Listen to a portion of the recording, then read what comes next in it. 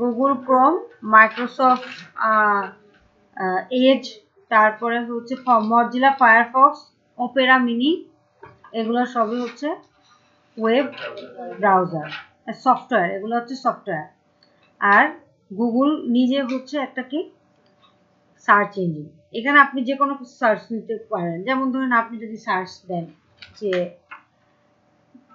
ধরেন আমার নাম লিখে সার্চ দিই, হ্যাঁ, যে PRIYANK, এই দেখেন কত কিছু আসে, হ্যাঁ, প্রিয়াঙ্কা চোপড়া আসে, প্রিয়াঙ্কা গান্ধী আছে।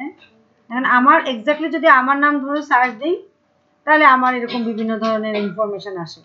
এরকম এটা হচ্ছে সিম্পল না, শুধু আমার নাম লিখে সার্চ দিছি তার জন্য আমার এত কিছু আসছে। এরকম আপনি যে কোনো কিছু, আপনি যদি বলেন যে না আমি ম্যামের নাম লিখবো না, আমি প্রথম আলো লিখবো, ঠিক আছে, তাহলে প্রথম আলো দেখতে পাবেন। মানে এ রিলেটেড অনেক কিছু তারা নিয়ে আসে।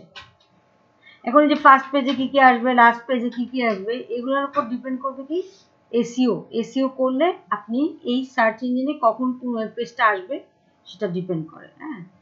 তারপর ধরেন আপনি বাংলাদেশ লিখে সার্চ দিলেন, তখন বাংলাদেশের বিভিন্ন জিনিস চলে আসে। এইটা হচ্ছে সিম্পলি আমাদের কি মানে একটা জিনিস সার্চ করলে আমাদের চলে আসে। আমাদের কি দরকার, আমাদের এত কিছু দরকার থাকে না, আমাদের জেনারেল একটা নলেজ থাকা দরকার যে আমি অ্যাকচুয়ালি গুগল ফর্ম কি, গুগল ক্রোম কি, গুগলের যে গুগল শিট কি, গুগল এক্সেলের তো শিট না, গুগল ডক্স কি, এগুলো একটু জাস্ট জানা দরকার। আচ্ছা দেখেন, তারপরে হচ্ছে এখন আমরা কি করব, গুগল ফর্ম ইউজ করব। আমরা গুগল একটা ফর্ম, আমরা গুগল ফর্ম অনেক ইউজ করছি তাই না, লাইফে অনেকবার ইউজ করছি না গুগল ফর্ম। কখনো কোনো টিচার হয়তো গুগল ফর্ম পাঠাইছে, ফিল আপ করে দিছি, অথবা কোনো মানে এনআইডি কার্ড টার্ড চাই, একটা গুগল ফর্ম চাইছে, আমরা ফিল আপ করে দিচ্ছি। কোনো ভলেন্টিয়ার অ্যাক্টিভিটি করবো, গুগল ফর্ম ফিল আপ করে দিছি, হয়ে গেছে। কিন্তু এখন যেটা চাচ্ছে সেটা হচ্ছে যে আপনি ওই যে গুগল ফর্মগুলো আপনি এতদিন ফিল আপ করছেন, ওই ফর্মটাই আপনি তৈরি করতে পারেন কিনা। অর্থাৎ আপনি একটা ফর্ম, গুগল ফর্ম তৈরি করবেন, এসএসও হচ্ছে সেটাকে ইউজ করবে। আর এখন পর্যন্ত যা করছেন, কি করছেন, আপনার কেউ একজন ফর্মটা তৈরি করছে, আপনি সেটা ইউজ করছেন। এতদিন ছিলেন আপনি কি ইউজার, এখন হচ্ছে আপনি ক্রিয়েটর, মানে আপনি নিজে তৈরি করবেন, এসএসও বা যার সাথে শেয়ার করবেন সে হচ্ছে ওই ফর্মটা ইউজ করবে।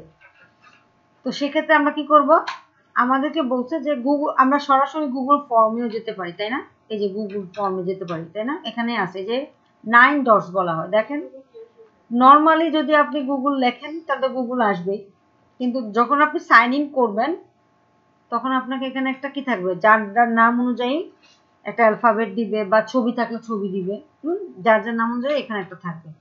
তার ঠিক পাশে দেখেন 9 ডটস আছে। এই 9 ডটসে আপনার বিভিন্ন ধরনের কি আছে, গুগলের সার্ভিস আছে। গুগল আপনাদের জন্য যে সার্ভিস প্রোভাইড করতেছে বা জেনারেল পিপলের জন্য যে সার্ভিস প্রোভাইড করতেছে সব কিছু আছে। কিন্তু এদের এই সার্ভিসগুলো যদি আপনি নিতে চান তাহলে আপনাকে কি করতে হবে, সাইন ইন করে তারপরে সার্ভিস নিতে হবে, আদারওয়াইজ আপনি নিতে পারবেন না।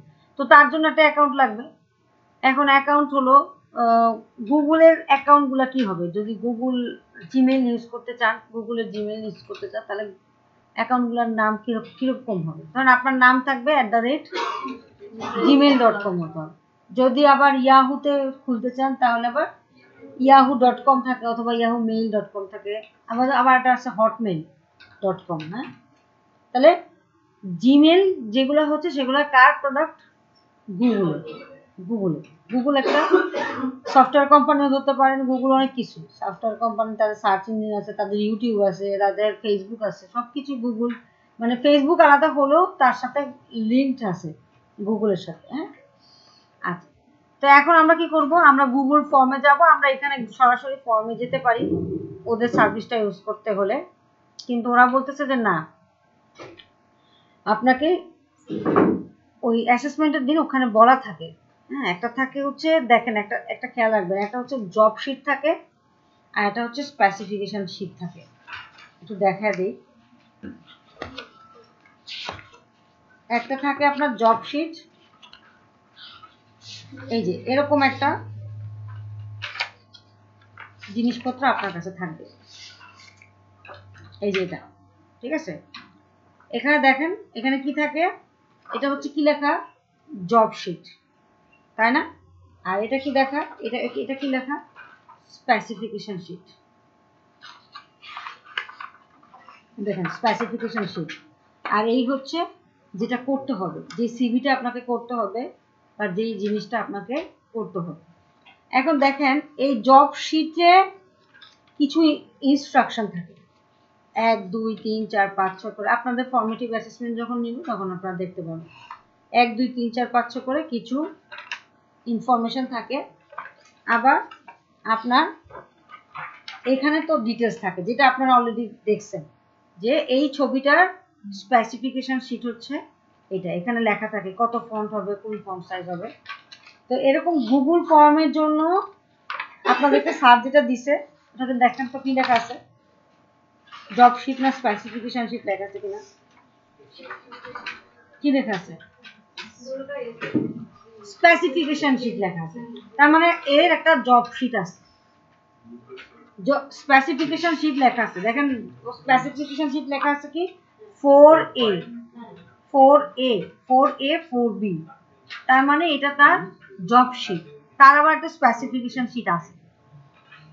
আপনারা স্পেসিফিকেশন শিট পাইছেন, জব শিট আছে। জব শিটে এই ইনফরমেশনটুকু লেখা থাকে যে আপনি এই যে ফর্মটা তৈরি করবেন, এই ফর্মটা আপনার গুগল ড্রাইভে তৈরি করতে হবে, গুগল ড্রাইভের মাধ্যমে তৈরি করতে হবে।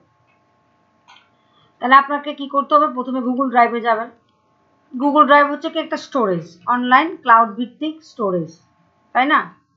আচ্ছা, এই স্টোরেজে গিয়ে দেখেন এই স্টেপটা খুবই ইম্পর্টেন্ট, এটার জন্য কিন্তু আপনাকে ধরতে পারে, ঠিক আছে।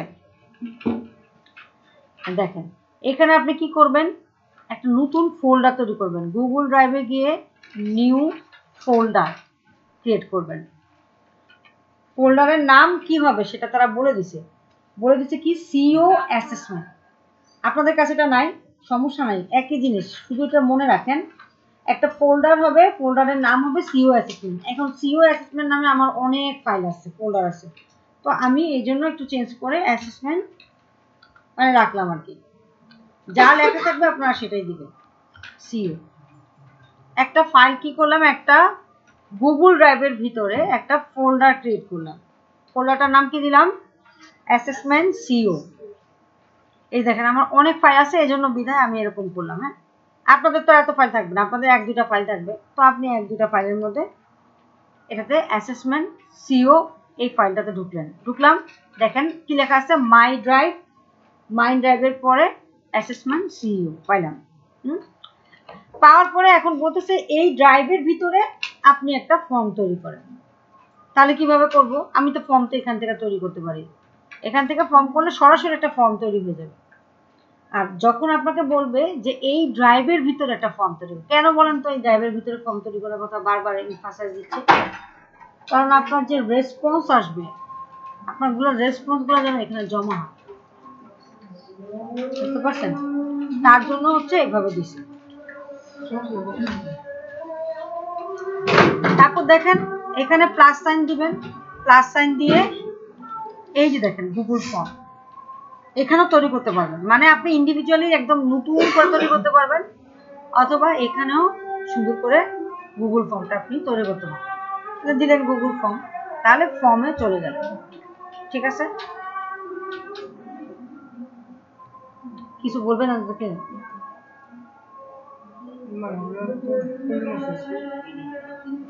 আসছে যে কজন বেড়াইতে আসে তারাই আসে না, আর সবাই আসে।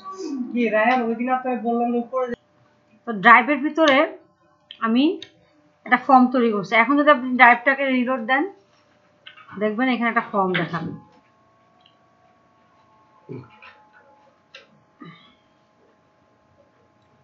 কারণ এই ফর্মটা আপনি কোত্থেকে তৈরি করছেন, সেভ হয়েছে কোথায়, এই যে এখানে। তো আপনি যদি এই ফর্মের নামটাম দেন, এখনো আসে নাই, একটু পরে চলে আসবে। ফর্মের নামটাম দিতে বলছে, টাইটেল প্রথমে যে জিনিসটা থাকে সেটা হচ্ছে ফর্মের টাইটেল। ওরা কিন্তু বলে দিছে যে ফর্মের টাইটেল কি হবে, অ্যাসেসমেন্ট অন কম্পিউটার অপারেশন। এটা লিখতে গেলে দেখেন অনেক ঝামেলা করে, আগে লিখে নেবেন, ঠিক আছে, অন কম্পিউটার অপারেশন। হ্যাঁ অফ, হ্যাঁ এই একটাই of, assessment on computer operation.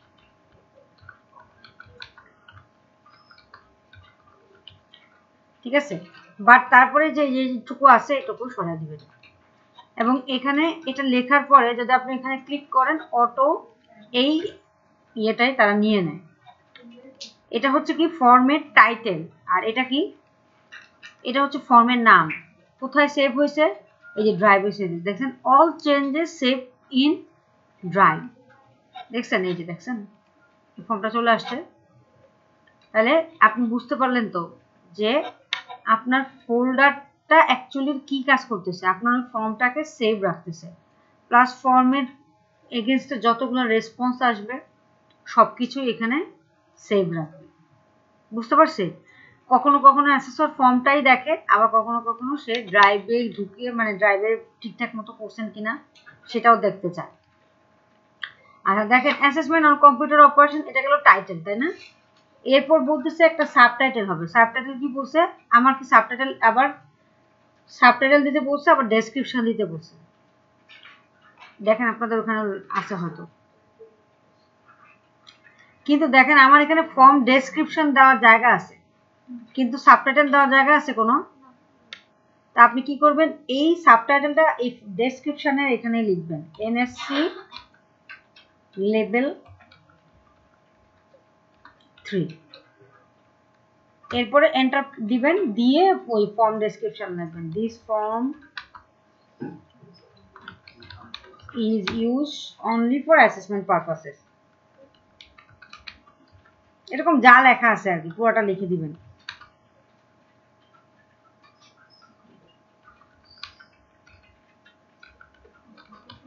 Purposes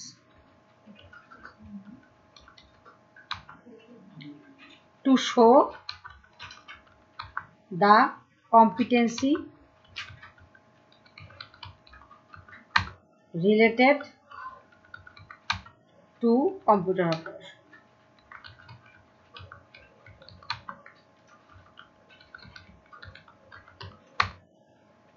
Occupation level 3 of ICT sector।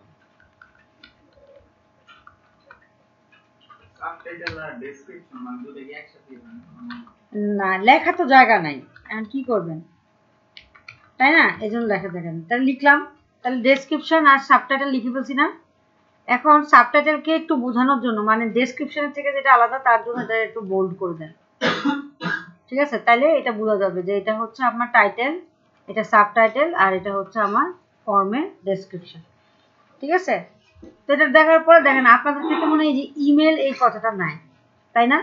আপনাদের সবার ক্ষেত্রে দেখেন ইমেল আছে, নাই, থাকার দরকার নাই, বুঝছেন? এটা আমার ক্ষেত্রে হচ্ছে কোনো এক কারণে আছে, কিন্তু আপনাদের ক্ষেত্রে নর্মালি এটা আছে আনটাইটেল কোশ্চেন, তাই না? এগুলোর পরে সরাসরি কোথায় চলে যাচ্ছে, আনটাইটেল কোশ্চেনে চলে যাচ্ছে। তো কোশ্চেনে গিয়ে প্রথম বলছে নেম ফিল্ড থাকতে হবে, নেম, তাহলে আমি দেই আমার নেম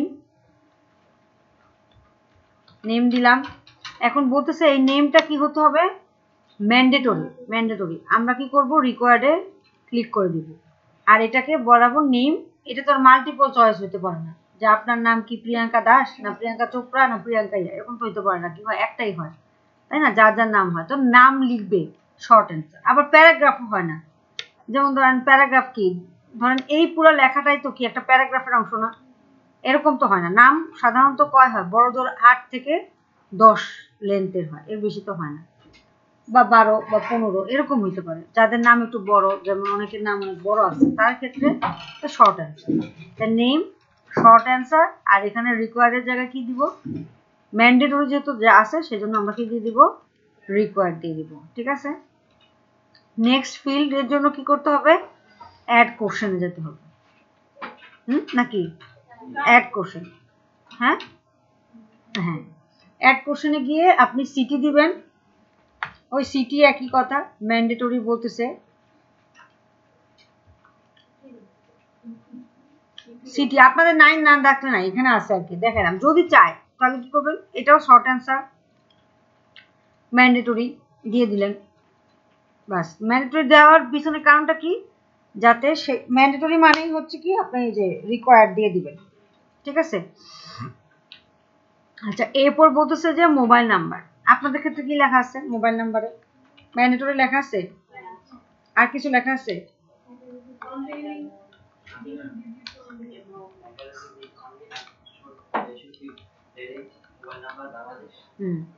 মানে বাংলাদেশি মোবাইল নাম্বারের প্যাটার্নে ভ্যালিডেশন করতে হবে।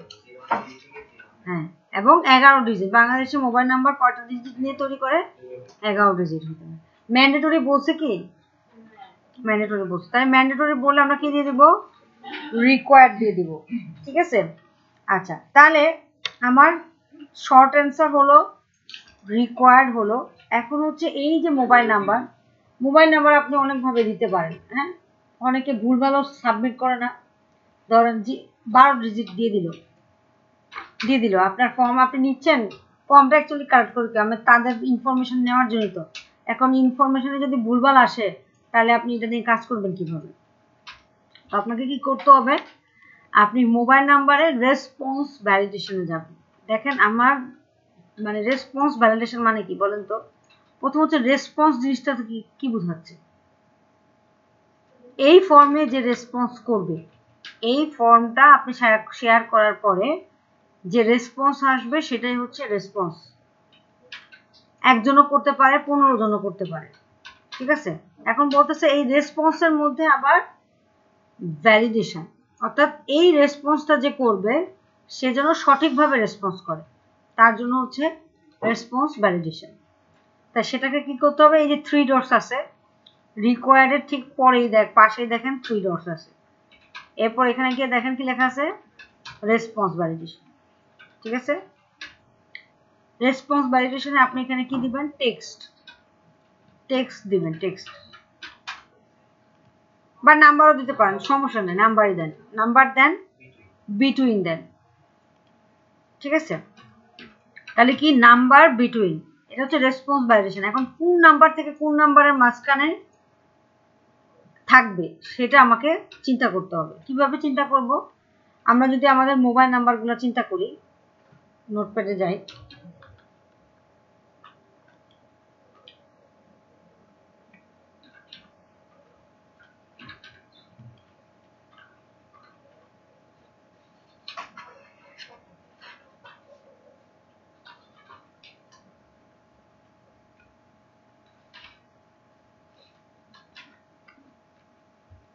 দেখেন আমাদের মোবাইল নাম্বারগুলো এরকম আছে যে 013 আছে, তারপরে 8টা ডিজিট এরকম আছে, 014 আছে, 015 আছে, 016 আছে, 017 আছে, 018 আছে, 019 আছে।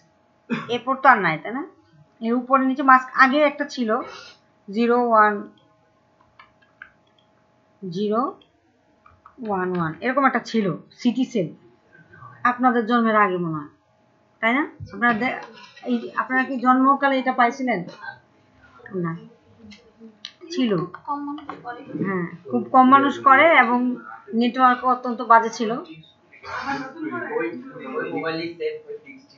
হ্যাঁ, সিটি সেল। আর সিটি সেলে হচ্ছে যে আপনার পরে আওয়ামী লীগের সরকার এসে সিটি সেলের হাওয়া করে দিচ্ছে, এখন আবার আসবে মার্কেটে, হাওয়া বদল হয়েছে, সিটি সেলও আসবে এখন আস্তে আস্তে।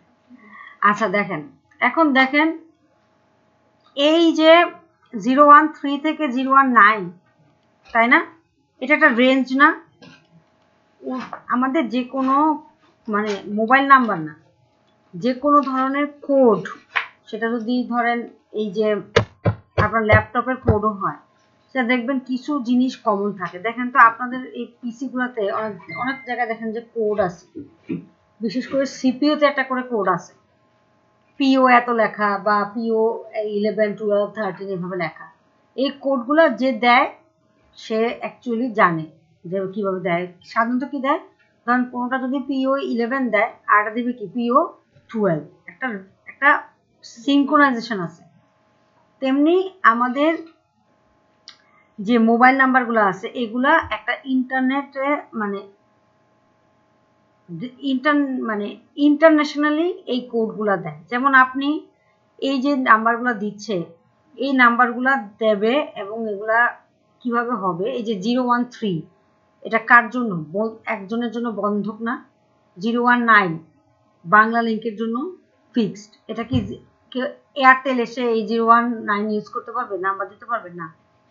এরা কিছু একটা কোম্পানি আছে, কোম্পানির নামটা ভুলে গেছি, আমি একটু পরে বলতেছি। একটা বোর্ড আছে, ইন্টারন্যাশনালি একটা বোর্ড আছে যারা হচ্ছে এগুলো ডিজাইন করে দেয় যে তোমার এটা 11 নাম্বার হবে, তোমার বাংলাদেশি নাম্বারগুলো 11 হবে। প্লাস আরেকটা আছে দেখেন কান্ট্রি কোড আছে, এটা কি আপনারা জানেন? +880, এটা হচ্ছে আমাদের কান্ট্রি কোড। এরকম অনেক জায়গায় আছে, যেমন ইউএস এর ক্ষেত্রে মনে হয় +66 বা এরকম কিছু একটা আছে। হ্যাঁ, তারপরে এক এক দেশের জন্য এক একটা, এই যে এগুলো সেট করা কার জন্য কি কোড হবে এটা যেমন সেট করে দেয়, তেমনি এই যে নাম্বারগুলো যে আমরা পাবো তারও একটা সেট করার জন্য একটা বডি আছে, ইন্টারন্যাশনালি একটা বডি আছে। তো আমাদের দেশে যে রেঞ্জ আছে সেই রেঞ্জটা হচ্ছে কি 013 আর 019। এখনো যদি আবার নতুন কোনো কোম্পানি আসে সে হয়তো যেমন ধরেন 020 আসতে পারে, কিন্তু এই রেঞ্জের মাঝখানে আপাতত প্রচলিত যা আছে সব এই রেঞ্জের মাঝখানে আছে। আচ্ছা, তাহলে আমরা ম্যাথে শিখছিলাম না বৃহত্তম সংখ্যা আর ক্ষুদ্রতম সংখ্যা? পড়ছেন কখনো এই জীবনে? পড়ছেন? বৃহত্তম সংখ্যা কি হতে পারে? ধরেন 013 পরে ক্ষুদ্রতম সংখ্যা কি হতে পারে? সব জিরো। কয়টা জিরো দিব? 1 2 3 4। তাহলে 1 2 3 4 5 6 7 8, 8টা দিলাম। এবার এটার ক্ষুদ্রতম, এই রেঞ্জে ক্ষুদ্রতম সংখ্যা কি হতে পারে, বৃহত্তম সংখ্যা কি হতে পারে? 9 নাকি 0 0 হবে আবার? না, সবই 9 9।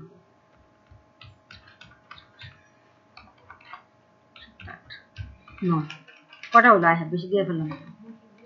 1 1 2 3 4 5 6 7 8। ওকে, 8টা। এখানে একটা বেশি দিচ্ছি, তাই না? এইটা দিলাম। তাইলে এটা হচ্ছে কি বৃহত্তম আর ক্ষুদ্রতম এটা। এখন যদি আমার নাম্বারটার কথা চিন্তা করি, 11টা হয় না, একটা কম হয়েছে। 1 2 3 1 2 3 ও হ্যাঁ হ্যাঁ হ্যাঁ 1 2 3 1 2 3 6টা 7 8। ঠিক আছে, 1 2 3 1 2 3। তাহলে এটা গেল আমার বৃহত্তম আর ক্ষুদ্রতম সংখ্যা। এখন যদি আমার নাম্বারটা, আপনাদের যে কোনো একজনের নাম্বার বলেন। 018 দিয়ে কারো নাম্বার আছে? আচ্ছা বলেন। 0187575392137। দেখেন তো এই রেঞ্জের মধ্যে পড়ছে কিনা এই নাম্বারটা? পড়ছে। কিভাবে? 75 এটা বৃহত্তম, এটা চেক, এটার ভিতরেই আছে। তারপর 5 এটাও আছে, 3 সবার নাম্বার। যেমন আমার নাম্বারটা যদি 01924078763 এই নাম্বারের ভিতরে, এই রেঞ্জের ভিতরেই পড়ে। তো এখন আপনার ইউজার যখন ইনপুট দিবে, আপনার ইউজার যখন কম্পিউট দিবে, এটা যেন কখনোই এরকম দিতে না পারে 0123 এরকম যাতে কিছু না দিতে পারে, অথবা 019 দিয়ে দিল 4-5টা সংখ্যা, এগুলো যাতে না দিতে পারে। এগুলো প্রোহিবিট করতে হবে, যাতে কমও দিতে না পারে আবার বেশিও দিতে না পারে, এবং এই রেঞ্জের মধ্যে যেন দিতে পারে। তাহলে এগুলা আমাকে এখানে কি করতে হবে? তাহলে এই যে নাম্বারটা লিখলেন এই নাম্বারটাকে এইভাবে কপি করে কোথায় দিবেন? আবার যখন এটা দিবেন তখন এটা কি করবে? কপি। এবার আপনি লিখে দেন। এখানে হচ্ছে কি কাস্টম ইরর টেক্সট, মানে যদি কোনো কারণে ইরর হয়ে যায় তখন সে কি দেখাবে? বলবেন যে প্লিজ ইনসার্ট বা input valid number, valid mobile number.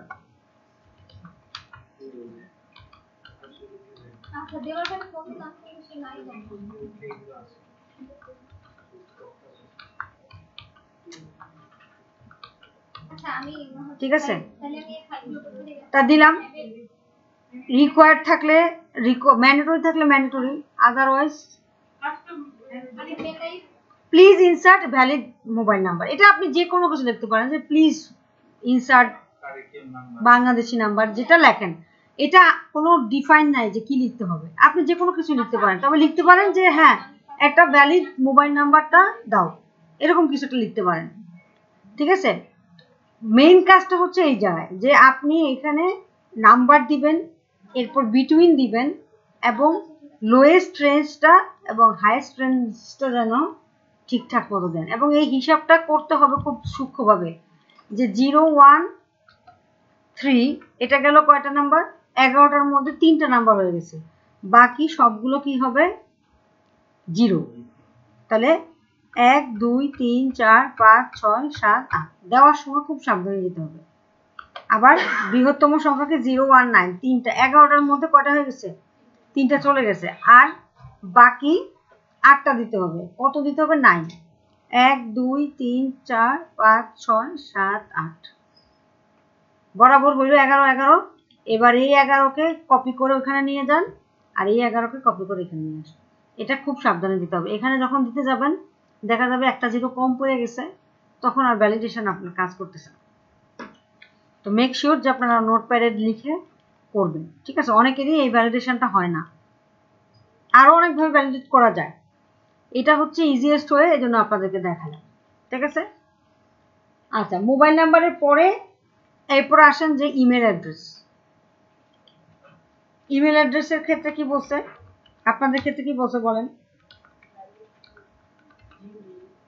হ্যাঁ, ভ্যালিড ফর, মানে আপনি ইমেল অ্যাড্রেস দিবেন, এই ইমেল অ্যাড্রেসটা আবার জিমেল হতে হবে, অন্য কোনো কিছু হতে পারবে না। হটমেইল, ইয়াহু মেল দিলে নিবে না, এটা ব্যবস্থা করতে হবে। বুঝতে পারছেন? একটা হচ্ছে যে আপনি যে কোনো ইমেল অ্যাড্রেসে নিতে পারেন, সেটা একটা হতে পারে। শুধু যদি এটা দেই, শুধু যে ইমেল অ্যাড্রেস দিলাম, কোনো রেসপন্স ভ্যালিডেশন করলাম না, তাহলে কি ঘটনা ঘটে সেটা একটু দেখে যাই। আচ্ছা, এই যে ফর্মটা দিলেন আপনি, এই যে ফর্মটা আপনি তৈরি করলেন, এখন আপনি তো এখানে দেখতেছেন, এটাকে আপনার মানে প্রিভিউ করার সুযোগ আছে। প্রিভিউ মানে কি, যে যা দিছেন সেটা ঠিকঠাক দিছেন কিনা সেটা করার সুযোগ আছে। আপনি কি করবেন, পাবলিশে যাবেন, পাবলিশে গিয়ে বলবেন যে এনিওয়ান উইথ দিস লিঙ্ক, আপনি দিলেন, মানে যাকে যাকে এই লিঙ্ক শেয়ার করবেন সবাই আপনার এই পাবলিক মানে এই ইয়েতে ফর্মে রেসপন্স করতে পারবে। তারপর আপনি পাবলিশ করে দিলেন। ঠিক আছে, পাবলিশ করে দেওয়ার পরে এবার আপনি চেক করেন, এই যে চোখ সাইন যেটাতে আছে সেখানে গিয়ে চেক করেন। চেক করে এই কয়েকটা জিনিস আপনার চলে আসছে, তাই না? নেম আছে, সিটি আছে, মোবাইল নাম্বার আছে। প্রথমে দেখা যাচ্ছে কি name, city, mobile number, email address, এই প্রত্যেকটাতে কি দেওয়া দেখেন তো, স্টার দেওয়া। তার মানে কি এগুলো ম্যান্ডেটরি হয়ে গেছে। এখন আপনি যদি এই নেমের এখানে এসে ট্যাবে ক্লিক করেন, দেখেন কি বলতেছে, this is a required question. কিছু লাগবে? আচ্ছা হ্যাঁ ঠিক আছে, ভালো থাকেন। ঠিক আছে। তারপর ধরেন সিটি, আপনি কি করলেন, সিটিতে আপনি ট্যাব দিলেন, কোনো কাজ হচ্ছে না। মোবাইল নাম্বারে যদি দেন কোনো কাজ হবে না, ইমেল অ্যাড্রেসে দিলেন কোনো কাজ হবে না। তার মানে কি সবগুলো ফিল্ড দিয়ে আপনার দিতে হবে। এখন আপনি কি দিবেন, 2টা অক্ষর দিয়ে দেখতে পারেন, দেখেন সব নিচ্ছে। এবার আসি আমার এই যে this is a required question, star mark দেওয়া, তার মানে কি ম্যান্ডেটরিটা ভ্যালিডেট হচ্ছে, কিন্তু আপনি যে নাম্বার দিচ্ছেন সেই নাম্বারটা এখন চেক করবে। এই যে 014, এটা কি একটা মোবাইল নাম্বার হতে পারে? হতে পারে। কেমনে? এই নাম্বার দিয়ে কারে ফোন দিতে পারবেন? 014 তো কোনো মোবাইল নাম্বার না, কিন্তু কেউ ভুলে দিতে পারে, অনেকে আছে যে ভুলভাল দিয়ে দেয়। বাংলা লিংকে নতুন সিম আছে চালু করছে, 4 তো চালু করছে, ঠিক আছে, 3টা নাম্বার 014, একটু লিখলে কি আপনার মোবাইল নাম্বার হবে কিনা সেটা জিজ্ঞেস করুন। তাহলে এটা 014 দেওয়ার পরে এবার আপনি ট্যাবে ক্লিক করেন, কি বলতেছে ওই যে এরর মেসেজটা দেখাইতেছে। একটা কি ছিল যে আপনাকে প্রথমে যখন এই অবস্থায় ছিলেন তখন this is a required question, এটা মানে কি এই এররটা কেন আসছে, এই এরর মেসেজটা কেন আসছে বলেন? স্টারের কারণে, ম্যান্ডেটরি, তার জন্য মানে আপনাকে এখানে কিছু ইনপুট দিতে হবে, কিছু একটা দিতেই হবে। এখন আপনি দিলেন হলো এইটুক, তখন আপনাকে আবার আরেকটা মেসেজ দিচ্ছে, কি লিখতেছে, please insert valid mobile number. এবার বলতেছি যে যে মোবাইল নাম্বারটা তুমি দিছো সেটা যেন সঠিক হয়। এখন সঠিক করতে গিয়ে আমি দিলাম 0192407876 এই পর্যন্ত আর কোনো এরর দেখাচ্ছে না। ঠিক আছে, এ পর্যন্ত আমি একটা বেশি দেই, আবারও এরর দেখাচ্ছে। তার মানে আমার ছোট সংখ্যা যদি দেয় তাতেও আমার এরর দেখাবে, বড় সংখ্যা যদি দেয় তাতেও এরর দেখাবে, কিন্তু যদি বরাবর 11টা সংখ্যা দেয় তাহলে আর এরর দেখাবে না। এখন আপনি আপনার যে কোনো নাম্বার দিয়ে চেক করে দেখতে পারেন যে ওই রেঞ্জের ভিতরে নাম্বারটা পড়বে, এটা একদম মাস্ট পড়বে। আচ্ছা, এবার আমি ইমেল অ্যাড্রেসের জন্য একই অবস্থা, প্রথমত রিকোয়ার্ডের কারণে সে রিকোয়ার্ড বলতেছে। এখন আমি একটা জিনিস লিখে দিলাম RT, ঠিক আছে, এটা কি কোনো ইমেল অ্যাড্রেস হতে পারে না। এখানে যদি আমি ট্যাব দেই দেখেন নিয়ে নিচ্ছি, কেন বলেন তো? ভ্যালিডেশন দেইনি এক। এখন আমি ভ্যালিডেশন তো দিলাম, ধরেন আমি ভ্যালিডেশন কোনো ভ্যালিডেশনই দেইনি, কিন্তু তারপরও এইটা তো নিয়ে নিবে, এটা কি নেওয়া উচিত হবে? হবে না। এখানে দেখেন ইমেল অ্যাড্রেসে আমি কি দিছি, শর্ট অ্যান্সার দিছি না? শর্ট অ্যান্সার মানে যে কোনো অ্যান্সারই সে নিয়ে নিতে পারবে, এটা আপনি ভুলভালই লেখেন মানে আর ইমেল অ্যাড্রেসে লেখেন। এখন আপনি যদি ভ্যালিডেশন দিয়ে বলে দেন যে ভাই রেসপন্স ভ্যালিডেশনে কি দিতে পারি, টেক্সট এবং কন্টেন্টস ইমেল যদি দিই, শুধু ইমেল যদি দিই, দিয়ে দিলাম এইটুক ভ্যালিডেশন দিলাম, ঠিক আছে, এখনো পুরোপুরিটা দেইনি। যদি টেক্সট আর ইমেল দিলাম এবং বললাম কি যে please insert valid email address,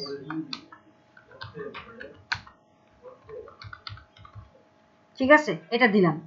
দেওয়ার পরে এই যে আমি যেটাতে প্রিভিউ করতেছিলাম সেখানে আবার একটা মানে রিফ্রেশ করলাম।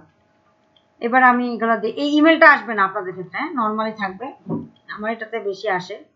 তো 0192407876 এবার ইমেল অ্যাড্রেসে আমি গিয়ে একটা যে কোনো একটা ইমেল অ্যাড্রেস দিব, আর ধরেন আমি দিলাম hotmail.com। এটা কি ভ্যালিড ইমেল অ্যাড্রেস কিনা বলেন? ভ্যালিড ইমেল অ্যাড্রেস, হ্যাঁ, এটা কিন্তু ভ্যালিড ইমেল অ্যাড্রেস। ট্যাব দিলাম, কোনো এরর দেখাচ্ছে না, ঠিক আছে না? আমাদের এই কন্ডিশন অনুযায়ী ঠিক নাই, বাট এমনিতে তো ঠিক আছে। তার মানে যদি আপনাকে অনেক সময় বলে যে ইমেল অ্যাড্রেসে অনলি ফর জিমেল যদি বলে তখন কিন্তু অন্যরকম কিছু একটা হবে, কিন্তু শুধু যদি ইমেল বলে, ইমেল ফিল্ড আছে ম্যান্ডেটরি বলে, তখন আপনি শুধু একটু দিলেই কাজ হয়ে যাবে।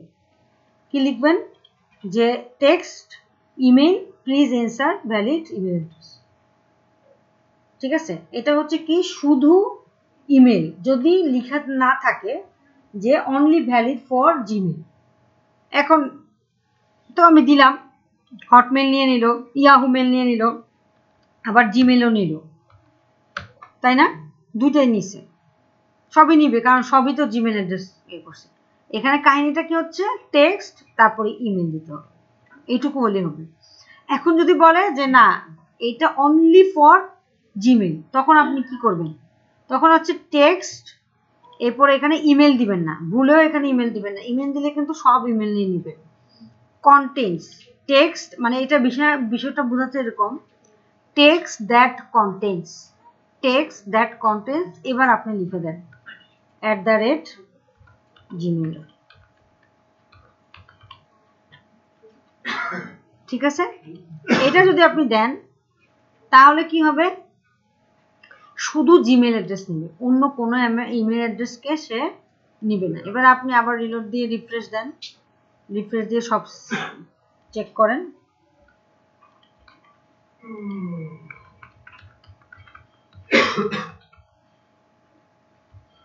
এবার আপনি অন্য একটা ইমেল অ্যাড্রেস দিয়ে দেখেন যে ইয়াহু মেল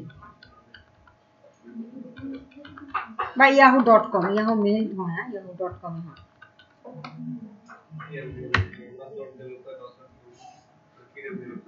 ঠিক আছে, তাহলে যেটা কি করতেছে, এটাকে নিচ্ছে না। এরপর শুধু যদি জিমেল দেই তাহলে নিব।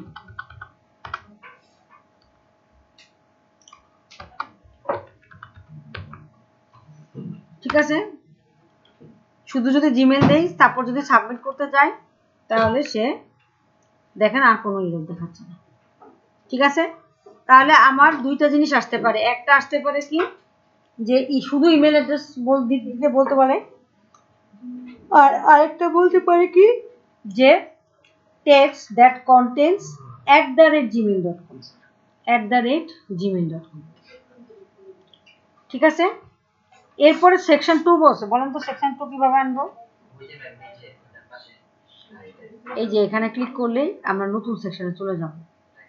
একটা হচ্ছে প্লাস সাইন অ্যাড কোশ্চেন, আর এখানে প্লাস সাইন অ্যাড সেকশন। ঠিক আছে, এই সেকশনে এসে সেকশনের টাইটেল অনেক সময় এখানে বলছে কিছু টাইটেলের কথা,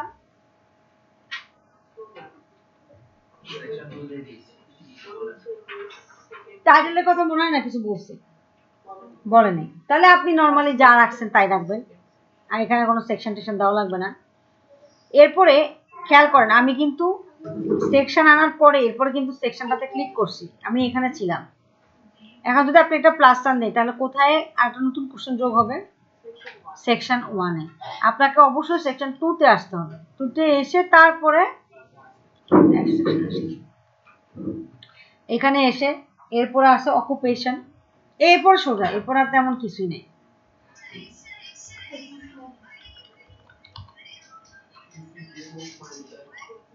এই অকুপেশন দিলেন।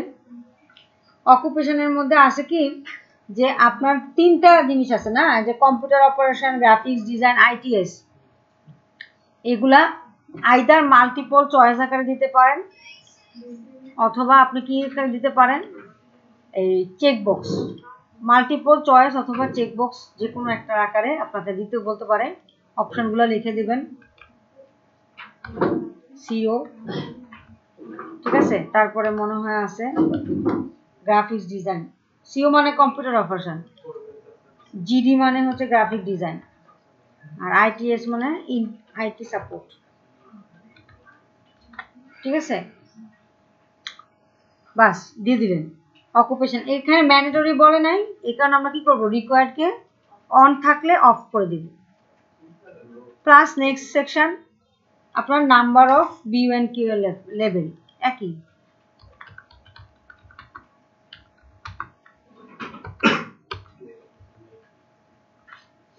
এখানে বলে দিচ্ছে এটাকে আবার কি করতে বলছে, ড্রপ ডাউন লিস্ট করতে বলছে।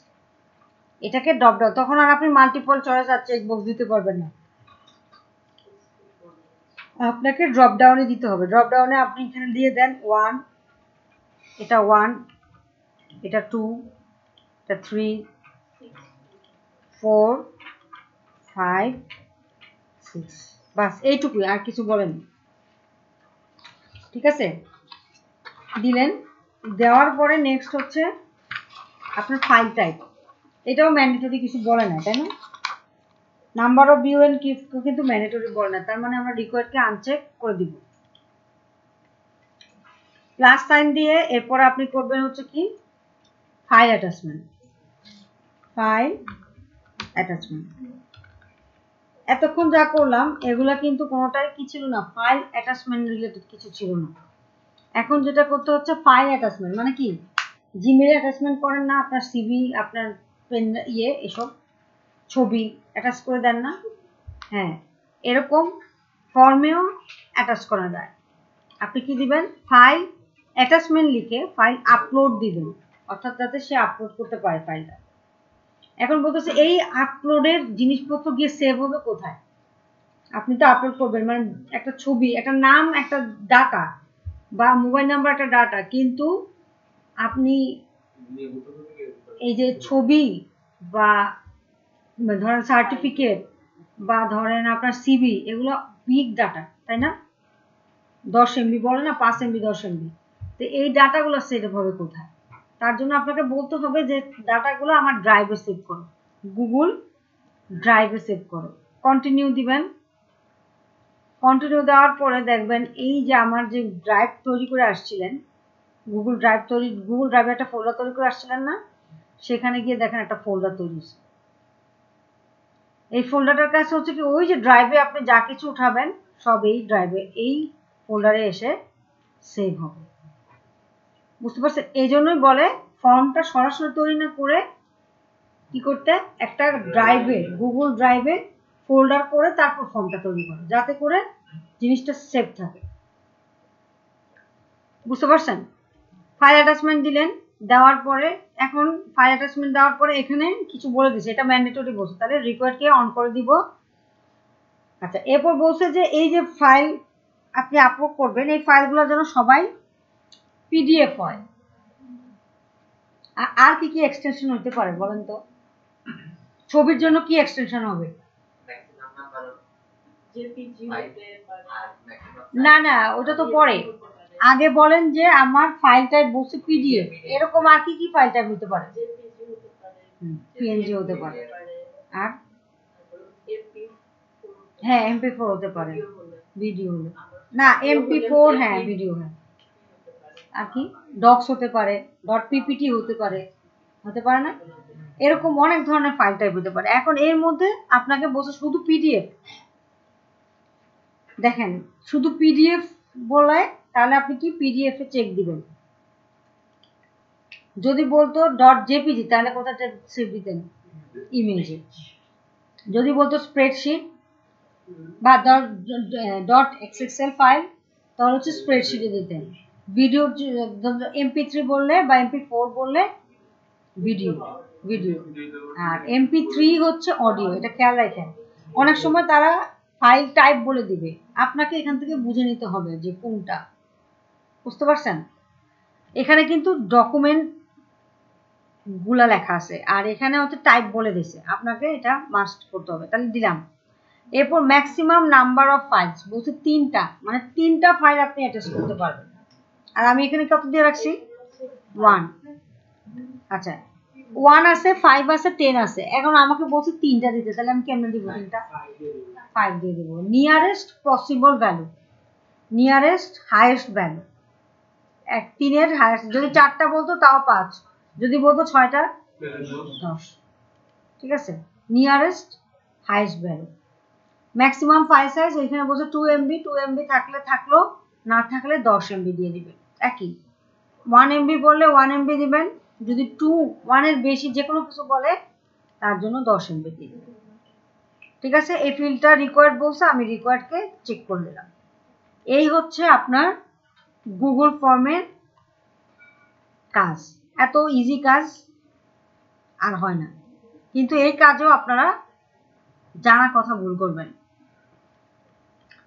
ভুল করলে করবেন, কোনো কিছু আমার যায় আসে না। ঠিক আছে? যদি বলে 30টা বলবে না, এরকম গাধা কেউই না। ঠিক আছে? আছে 10টা, 30টা কেন বলতে যাবে? না, এমনিতে থাকে না যে 11টা 15টা বলবে না। যেটা নাই সেটা কেন বলবে? আর 30টা ফাইল দিয়ে আপনি কি করবেন? 30টা ফাইলের জন্য আপনার কত জিবি, টেরাবাইট? এখানে তো আমাদের প্রত্যেকটা জিমের সাথে কত করে দেয়? 15 জিবি করে দেয়। তাহলে আপনাকে টেরাবাইট কিনতে হবে আগে ড্রাইভে, তারপর 30টা ফাইল সেভ করতে পারবেন। আচ্ছা, এই যে ফাইলটা হলো, যদি হওয়ার এই ধরনের মানে কোনো চান্স মানে অপ্রাসঙ্গিক কোনো কিছু তো দিবে না, প্রাসঙ্গিকই দিবে। ঠিক আছে? এখন এই পুরো ফাইলটা আপনি চাইলে প্রিভিউ করতে পারবেন কোথায়?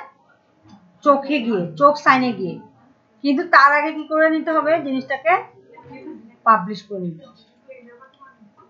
এই যে আছে, এই যে দেখেন ফাইলটা এরকম সেভ হয়েছে। পাবেন কোথায়? সেকশন 2 পাবেন কোথায় অ্যাকচুয়ালি? নেক্সটে ক্লিক করবেন, আপনারা নিয়ে যাবে না। কেন? কারণ আপনি এগুলা কিছু ফিল আপ করেন নাই। বুঝতে পারছেন? ফাইলটি কোনো আপলোড করা লাগে? হ্যাঁ, আপলোড তো অবশ্যই করা লাগে। না, আপনাকে করতে হবে না, আমি দেখাচ্ছি। 0192407876 দিলাম, ইমেল অ্যাড্রেস দিলাম, একটা বুজুম বাজুম ইমেল অ্যাড্রেস দিয়ে দেন, ঠিক আছে?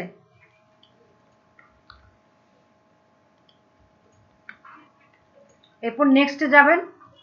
নেক্সটে গেলে এই যে আপনার বাকি যে সেকশনগুলো আছে, এখানে চাইলে সেকশন 2 লিখে দিতে পারেন, কোনো সমস্যা নেই। একটু কেমন কেমন লাগে আপনি সেকশন 2 লিখে দেন, একটু সুন্দর লাগবে আর কি। আনটাইটেল সেকশন দেখাচ্ছে, সেকশন 2 লেখা থাকা ভালো। এই সেকশন 2 চলে আসছে, আবার লিখতে হবে তাই। একটা জিমেল অ্যাড্রেস কপি করে রেখে দিন। এটা ফাইল পাঠানোর আগে অবশ্যই চেক করে দিবেন। যেই ফাইলটা আপনি পাঠাবেন সেটা আপনি নিজে একবার চেক করে নেবেন যে সব ঠিক আছে কিনা। ও আরেকটা জিনিস বলে, এই যে অকুপেশন আছে না, COGDITS, এটাকে বলে যে শাফল। মানে এটা এখন কি আসতেছে, এভাবে আসতেছে না, আবার আরেকজন ইউজার যখন ইউজ করবে তখন ITS যেন উপরে আসে, শাফল করতে বলে, শাফল করতে বলে। তাস খেলছেন কখনো? তাসে দেখবেন একটা কথা থাকে যে শাফল করে, কেন? যাতে একই মানে পানের এই টেক্কা সবাই যেন না পায়, একই পার্সন যেন শাফল করা, মানে হচ্ছে জিনিসগুলোকে রিঅ্যারেঞ্জ করা, ঠিক আছে? তো এখানে দেখেন লেখা আছে যে shuffle on order option, shuffle option order. তার মানে কারো ক্ষেত্রে, মানে ধরেন আপনারা 20 জন আছেন, আমি আপনাদেরকে এই ফাইলটা দিয়ে দিলাম, না আলাদা না, মানে প্রশ্নটা সেম থাকবে কিন্তু আলাদা আলাদা আলাদা। কারো কাছে হয়তো 1 আগে আসবে, A অ্যান্সার আসবে, কারো কাছে ওটা B অ্যান্সার হয়ে আসবে। বুঝতে পারছেন? বোর্ড এক্সাম আমি তো অনেকদিন দেই না, জানি না, তো যাই হোক, তাহলে বুঝতে পারছি। তাহলে শাফল আসবে কি, যে এখন যদি আবার আপনি যখন আরেকবার রিফ্রেশ দিবেন তখন এই ITS দেখবেন আরেকবার আসতেছে, অন্যভাবে আসতেছে। একটু আগে CO উপরে ছিল না, এখন দেখি CO কই আসছে। এটা অনেক সময় বলে দেয় শাফল ইন অর্ডার, এরকম কিছু কিছু ছোটখাটো জিনিস দেয়। এই যে আবারও আপনার ইউজারের কাছে গেলে, আরেকটা ইউজারের কাছে গেলে দেখবেন যে GD আগে আসছে, ITS আগে আসছে, এরকম। বুঝতে পারছেন? এই যে অলরেডি চেঞ্জ হয়েছে, আগে ছিল COGD ITS, এখন আসছে ITS GD, অলরেডি শাফল হয়েছে। বুঝতে পারছেন? তো এরকম ভাবে যেন শাফল হয়ে আসে। আচ্ছা, এবার যে ফাইল অ্যাটাচমেন্টের ব্যাপারটা আছে, তো এটা হলে আপনার ফর্ম শেষ। আপনি কি করবেন, এই ফর্মটা তৈরি করে ফর্মটা দুইভাবে শেয়ার করা যায়। আপনাকে শেয়ার করতে হবে, ফর্ম তৈরি করে বসে থাকলে হবে না। হ্যাঁ হ্যাঁ, আপনাকে হয় ফর্মটা এখানে কপি রেসপন্ডার লিঙ্ক, এই দেখেন এটা দিয়ে হচ্ছে দেখবেন প্রিভিউ, টেমপ্লেটের কালার মালার দেওয়া যায়, কোনো দরকার নাই টেমপ্লেটের কালার টালার দেওয়া, থিমের কালার টালার দিলেন, যে কোনো একটা থিম থাকবে, কোনো দরকার নাই। প্রিভিউতে আপনি হচ্ছে দেখবেন এটা কেমন হয়েছে, মানে আপনার ফাইলটা ঠিকঠাক মতো অ্যাকচুয়ালি কেমন হয়েছে। এরপরে ডু আনডু এটা তো বুঝে নেই, এগুলো দরকার নাই। এরপরে এখানে দেখেন যে কপি রেসপন্ডার লিঙ্ক, এখানে ক্লিক করলেন, কপি রেসপন্ডার লিঙ্ক, অনেক বড় একটা লিঙ্ক আসছে, এটাকে আপনি চাইলে শর্ট করতে পারবেন, সে শর্ট করে কপি করে দিয়ে দিবেন, কপি করে দিয়ে দিলেন, কপি করে রাখলেন, ঠিক আছে, একটা হলো। আর আরেকটা হচ্ছে আপনি সরাসরি তাকে শেয়ার করতে পারেন, অ্যাসেসরকে শেয়ার করতে হবে, শেয়ারে ক্লিক করবেন, ক্লিক করে আপনি এখানে তার ইমেল অ্যাড্রেসটা দিয়ে দিবেন। তাহলে ধরেন আমি দিয়ে দিলাম, আমারই আমি করলাম আর কি, priyanka.toma, ওগুলা ইমেল অ্যাড্রেস লিখি না,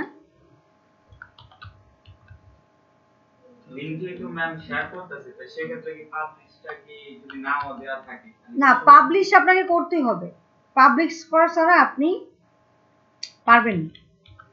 পাবলিশ করা মানে হচ্ছে ওই যে আমরা ফেসবুকে যে পাবলিশ করি না, ওই পাবলিশ। আচ্ছা এখানে সেন্ড করে দিলাম। হ্যাঁ, আমার ইমেল অ্যাড্রেসে আমি আবার সেন্ড করে দিলাম। এখানে অ্যাসেসরির ইমেল অ্যাড্রেসটা আপনি লিখবেন, লেখার পরে দেখবেন কিছুক্ষণ পরে আপনার জিমেলে একটা মেল চলে আসছে। এটা হচ্ছে ইজিয়েস্ট ওয়ে। হ্যাঁ, যে তৈরি করলেন মেল করে দিলেন। আর একটা হচ্ছে ওই যে কপি করলেন, কপি করে জিমেলে গেলেন, জিমেলে গিয়ে কম্পোজ মেল দিলেন, কম্পোজ মেলে গিয়ে তার অ্যাসেসরির ইমেল অ্যাড্রেস লিখলেন। দুইটাই দেখে দিই আপনার কাছে যেটা ভিজিবল মনে হয়। এই যে দেখেন, আমাকে আবার একটা কি দিছি, মেল দিছি। এই যে এইভাবে মেলটা আসবে। তখন অ্যাসেসর কি করবে, ফিল আউট গুগল ফর্মসে যাবে, গিয়ে ফিল আপ করা শুরু করে দিবে। যেখানে ভুল পাবে তার জন্য কি করবে, নট ইয়েট কম্পিটেন্ট দিয়ে দিবে।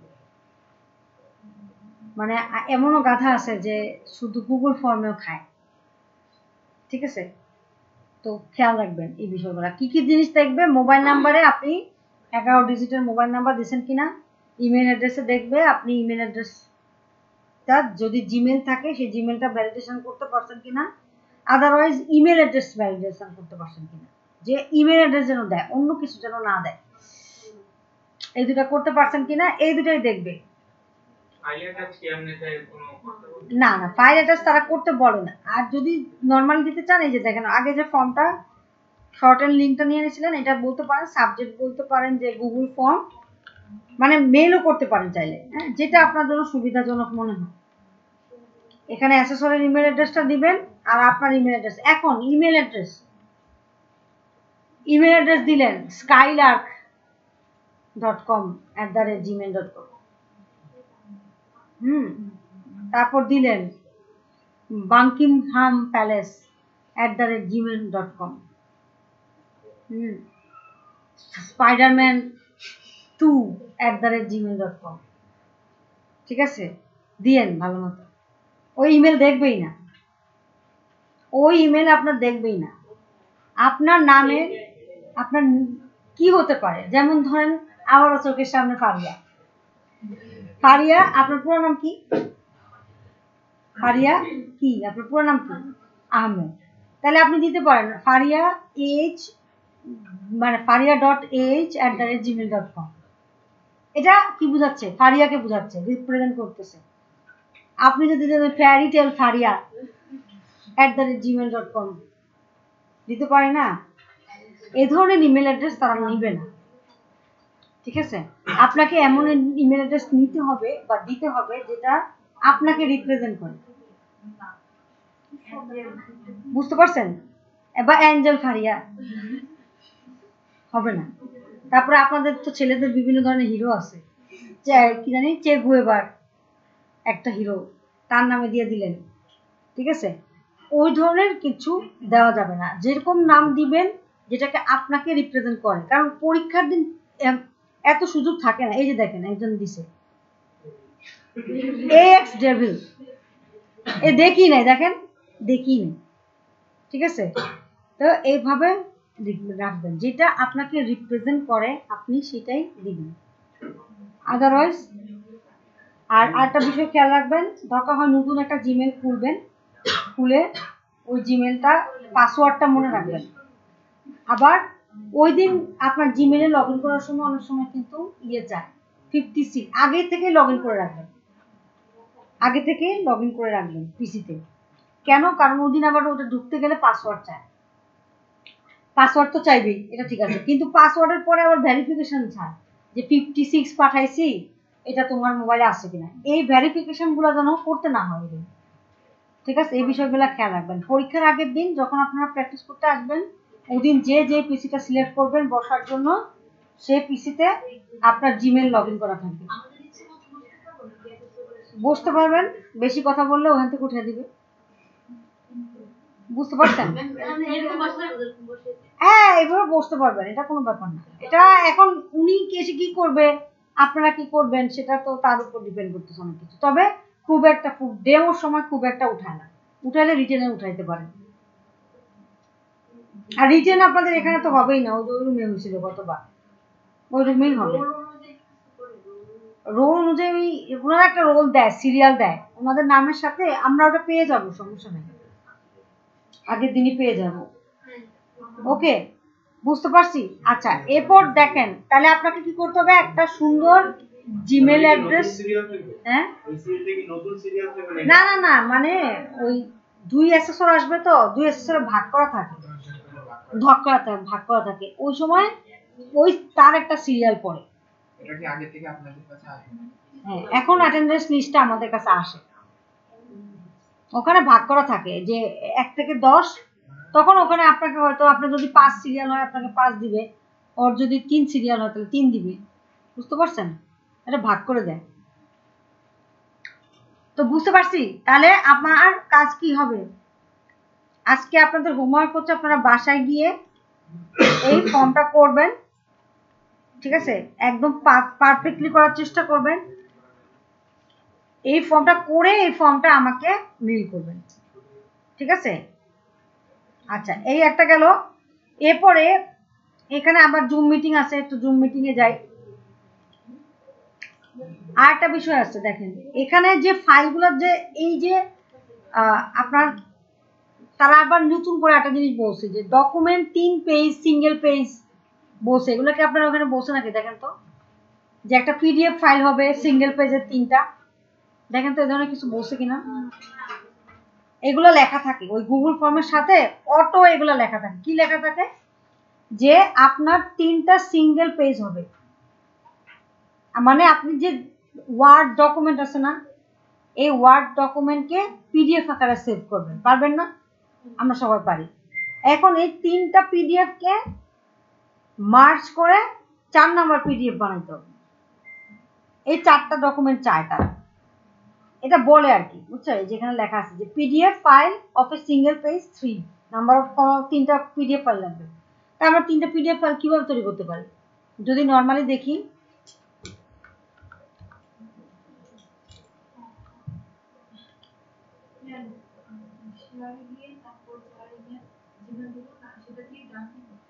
হ্যাঁ ডান দিবেন, ডান দিলেই হবে, তাহলে হচ্ছে অ্যাক্সেসরের মেইল অ্যাড্রেস পেয়ে যাবেন।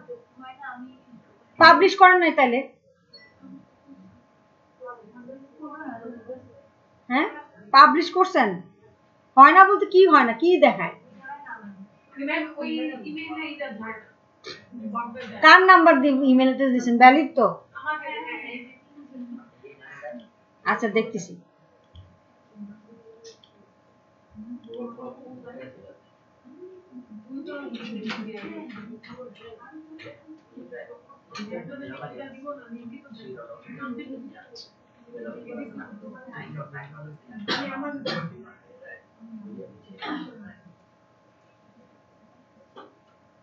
আচ্ছা, এখন আমাকে আমি এটা দেখেন 3টা ফাইল তৈরি করতে হবে না?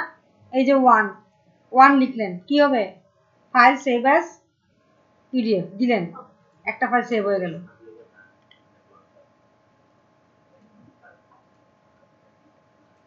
কোথায় সেভ করতেছেন এই বিষয়টা অবশ্যই খেয়াল রাখেন। ধরেন আপনি কি করছেন, ওই যে ওদিন একটা ফাইল তৈরি করছেন, বলছিলাম আগে, হ্যাঁ, আপনার রেজিস্ট্রেশন নাম্বার দিয়ে একটা ফাইল তৈরি করছেন, সেই ফাইলের ভিতরে কি রাখছি? জব 1 2 হিসেবে রাখছি না? এটা হচ্ছে জব 1, জব 2, জব 2 তে কে থাকবে? Excel. Job 3 PowerPoint. Job 4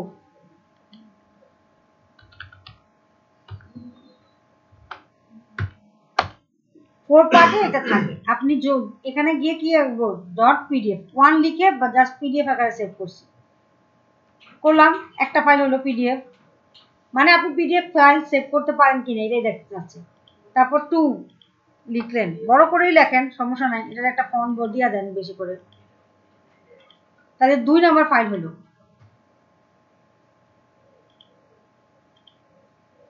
file save as, আবার এটা দেখাচ্ছি,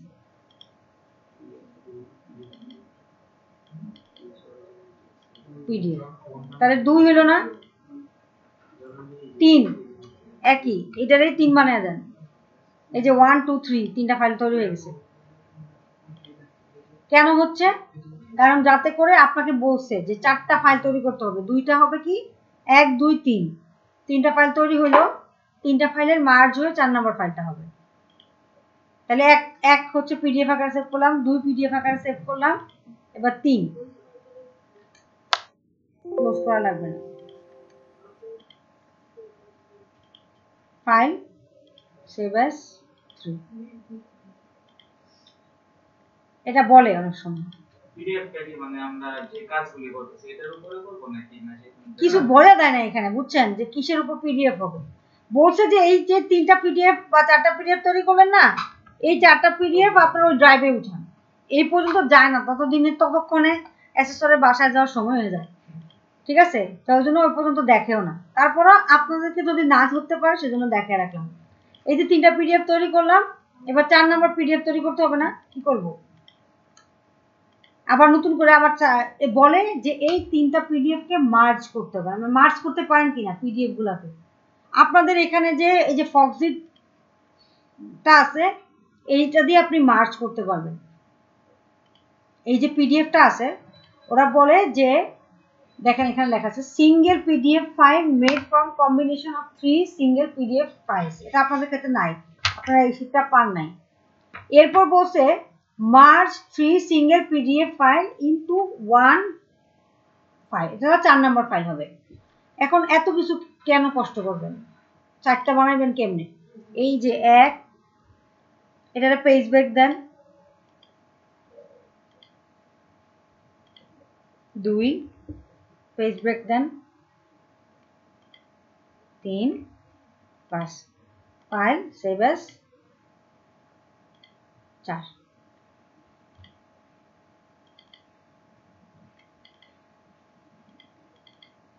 এখানে পিডিএফ আকারে যদি দেন, এই দেখেন আগে 2টা আছে, আর এটাকে কি দিবেন? নাম্বার 4 বাস। এটা বলে অনেক সময় এই যে 4টা বানালেন, এই 4 নম্বর পিডিএফ বানালেন, যেখানে কি আছে 1 2 3, 3টাই আছে না? এটা হলো 4 নম্বর ফাইল, মানে ইজিয়েস্ট করলাম আর কি। এখন অনেক সময় বলে যে ওই যে আপনি ড্রাইভ তৈরি করছিলেন না অ্যাটাচ ফাইলে গিয়ে, ওই ড্রাইভে যেন এই ফাইলগুলা আপলোড করা থাকে। এই যে এখানে ফাইল অ্যাটাচমেন্টে যেন ওই এখন তো কিছু নাই, কারণ আমি কোনো কিছু আপলোড করিনি। এই ফাইলে যেন ওই ফাইলগুলো অ্যাটাচ করা থাকে, বুঝতে পারছেন? ওই দূর পর্যন্ত যায় না তারা, ওই আপনি ফর্মটা তৈরি করতে পারছেন কিনা ওই পর্যন্তই দেখে। এটা এখানে লেখা আছে, প্লাস আপনাদের ডকুমেন্টে ওটা লেখা থাকবে, ওই কারণে আপনাদেরকে দেখাইলাম। 4টা ফাইল বানাবেন কিভাবে? ওই 1 লিখা পিডিএফ আকারে সেভ করলেন, তাহলে সেভ এজ পিডিএফ, তাহলে 1টা ফাইল হলো, 2 ফাইল হলো, 3 ফাইল হলো। এবার 3টারে একসাথে মার্জ করেন। মার্জ করতে পারেন কি অফলাইনে, আপনি গুগলে যদি লিখেন যে মার্জ পিডিএফ, তাহলে আপনাকে অনলাইনে অনেক দিবে, আপনি ওখানেও করতে পারবেন। আপলোড করতে হবে, যে লাস্টে যেটা বললাম 4 নাম্বারটা ওটা আপলোড করব সবগুলো 3টে। কারণ আপনাকে কি বলছে যে দেখেন এখানে কি বলছে যে নাউন অফ অ্যাটাচমেন্ট 3টা বা 5টা, তখন ওই যেগুলো ফাইল অ্যাটাচ করতে দরকার নেই, এত দূর যায় না। বাট আপনি যে পারেন এটা বুঝাবেন যে হ্যাঁ আমি করে রাখছি। হ্যাঁ, এখন আর কি বলতেছিলেন জানা, এটা কি জিনিস বলতেছিলেন? অনেক সময় 1 MB থাকে, তো পিডিএফ গুলো যদি 1 MB বেশি হয়, বেশি হয় না। এই দেখেন কত এমবি হচ্ছে, আমার একটা আছে 3.48। আপনি ওই যে অনেক ডকুমেন্টস যে দিছেন, আমি তো এখানে অনেক ডকুমেন্টস কিছু লিখি নাই, আমি জাস্ট 1 2 3 দিছি, এগুলার ফাইল জীবন এত বেশি হবে। আচ্ছা দেখাই আপনার, তাও দেখাই। Batch 3 class file 6। File management কিন্তু খুবই important. Job 1, job 2, job 3, job 4। Job 1 এর ভিতরে কি কি থাকবে বলেন? সিভি, ডাটা, আর ওই যে সিভি মেইন মার্জের 3টা ডকুমেন্ট খুবই ইম্পর্টেন্ট। জব 2 তে কি থাকবে বলেন? স্বপ্ন বলেন। জব 3 তে কি থাকবে? হ্যাঁ, এক্সেল, সিবিএস, পিডিএফ। আর জব 3 তে পাওয়ার পয়েন্টের সিবি মানে এমপি4 প্লাস পিডিএফ। পিডিএফ কিন্তু হ্যান্ডআউটস আকারে বলে, এটা জানেন? পারেন না? আচ্ছা নেক্সট দিন মনে করেন। এত কিছু পারেন না আপনারা, ভালো লাগে না। আচ্ছা, প্রেজেন্টেশনের ভিতরে যে ভিডিওটা তৈরি করি এটাও কি কিসের ভিতরে জব 3 তে থাকবে, জব 3 তে। ঠিক আছে, করতে পারি? হ্যাঁ। জব 1 এ আবারও দেখাচ্ছি, দেখেন প্রথমে একটা ওয়ার্ড ফাইল থাকবে। এগুলো কিন্তু খুব ইম্পর্টেন্ট, খুব ইম্পর্টেন্ট, মানে এগুলো এত ইম্পর্টেন্ট যে তারা এইটার জন্য ইয়ে করে দিয়ে গেছে। ইভেন এই ফাইল ম্যানেজমেন্ট না হলে আপনি কাজই করতে পারবেন না। ডট ডক, এই সিবিডি আবার কি ফরম্যাটে সেভ হবে? ডক, শুধু ডক ফরম্যাটে সেভ হবে না।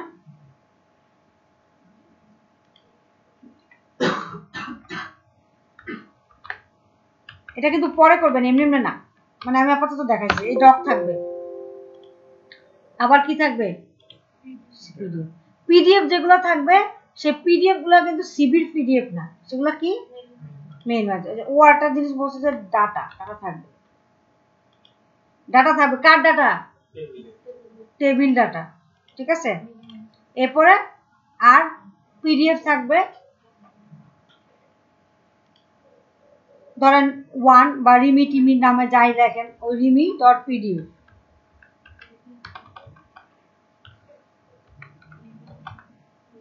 এটার আবার 2 ভার্সন হবে, 3 ভার্সন হবে, তাই না?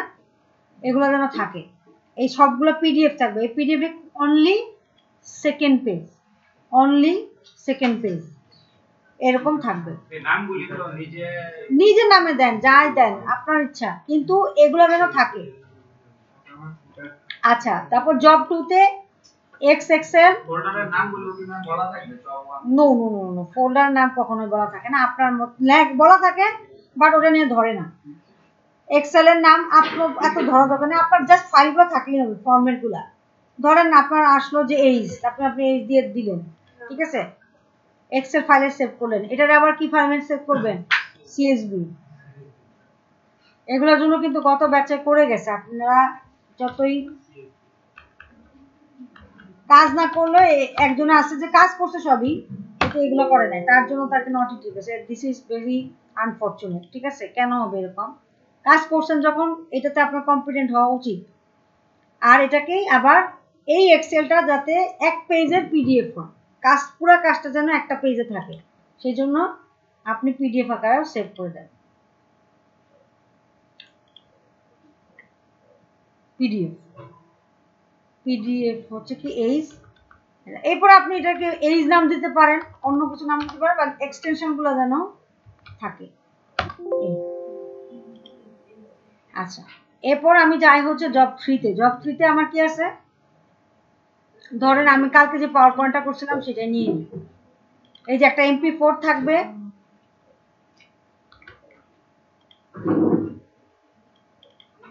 জব 3 তে একটা MP4 থাকবে, ডট MP4 থাকবে, এবং মেইন ফাইলটা তো পিডি পাওয়ার পয়েন্টের ফাইলটা তো থাকবেই, এটা তো আর মানে ইয়ে নাই। PDF, dot PDF, dot MP4, আর আরেকটা থাকবে পিডিএফ, নর্মাল পিডিএফ। আর সেই তো আটকে গেছে, কোথায় কোথায়, এই যে। এবং এই পুরো ফাইলটা সে নিয়ে নিবে আপনার কাছ থেকে, কাট করবে, দেখবেন কি করলাম।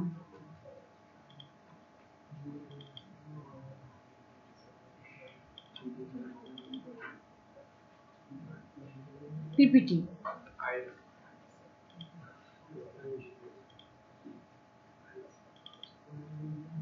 জব 3। এখন এই যে আপনি তৈরি করলেন, এই ফাইলটারই পিডিএফ আকারে সেভ করতে হবে। Handouts, PDF handouts. ঠিক আছে, দেখেন কিভাবে কি করতে হয়। আপনি ফাইল সেভ অ্যাজ পিডিএফ তো দিবেন, পিডিএফ দিবেন। এমনিতে নর্মালি দেখেন পিপিটি যখন আসে তখন কিন্তু কোনো অপশন টপশন নাই, যখনই পিডিএফ দিবেন অপশন নামে একটা জায়গা আপনার সামনে চলে আসবে, অপশন। এই অপশনে গিয়ে আপনি দিবেন কি? Publish as handouts. হ্যান্ডআউটসে গিয়ে আপনি 4 আকারে দিবেন, 4টা। 4টা মানে একটা পেজে 4টা করে আসবে। ওকে দিয়ে দেন, সেভ দিয়ে দেন।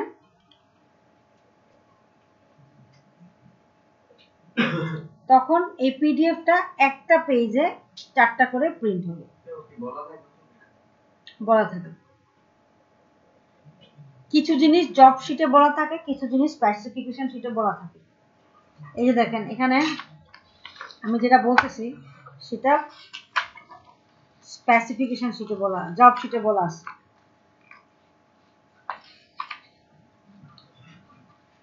যে print the PPT for handouts maximum 4 slides in each page. এটা কোথায় লেখা আছে? জব শিটে লেখা আছে। এটা কিন্তু আপনাদের স্পেসিফিকেশন শিটে বলা নাই, ঠিক আছে? এই যে 4টা করে একটা পেজে, বুঝতে পারছি? এটা বলা থাকে। তাহলে আপনার জব 3 যেটা আছে সেখানে কি কি থাকবে? কি কি থাকবে? একটা MP4, একটা পিডিএফ যেটাকে হ্যান্ডআউটস আকারে আপনাকে সেভ করতে হবে, এবং নরমাল পিপিটি স্লাইড, ঠিক আছে?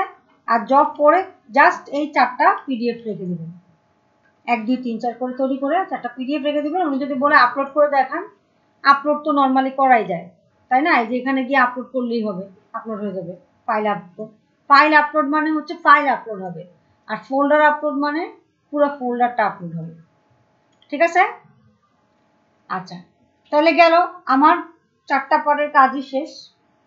এবার হচ্ছে জুম মিটিং। জুম মিটিং, আপনারা জুম মিটিংয়েও কিভাবে নট ইয়েট খান আমি বুঝি না, ঠিক আছে? জুম মিটিং এর জন্য আপনাকে 2টা কাজ করতে হবে। অনলাইন অফলাইন দুইভাবেই আপনি জুম মিটিং তৈরি করতে পারেন। জুম মিটিং অনলাইন এবং অফলাইন। অফলাইন বলতে আমি কি বোঝাচ্ছি? অফলাইনে জুম মিটিং কিভাবে করবেন বলেন তো? সফটওয়্যারের থ্রুতে মানে টাইম আগে সেট করা হচ্ছে শিডিউল, আর জুম মিটিং শিডিউল করা। আর একটা হচ্ছে ইনস্ট্যান্ট জুম মিটিং করা, মানে এখন ক্লাস হবে এখনই তৈরি করো, এটা একটা মিটিং আছে। আরটা হচ্ছে যে আজকে 10টার সময় একটা ক্লাস হবে, সেটা হচ্ছে শিডিউল করা মিটিং। এখন 8টা বাজে, আমি 10টার সময় একটা মিটিং চাচ্ছি, সেটা হচ্ছে শিডিউল মিটিং করা। আর আরটা হচ্ছে কি আপনি ইনস্ট্যান্ট, এখনই ক্লাস এখনই মিটিং তৈরি করতে হবে, ইনস্ট্যান্ট মিটিং বলা হয়। আর আমি যেটা জিজ্ঞাসা করছি সেটা হচ্ছে যে অনলাইন অথবা অফলাইন। অনলাইনে মানে কি? এই যে আমি গুগল ফর্মটা তৈরি করলাম, এটা অনলাইনে করছি না অফলাইনে করছি? অনলাইনে করেছি, তাই না?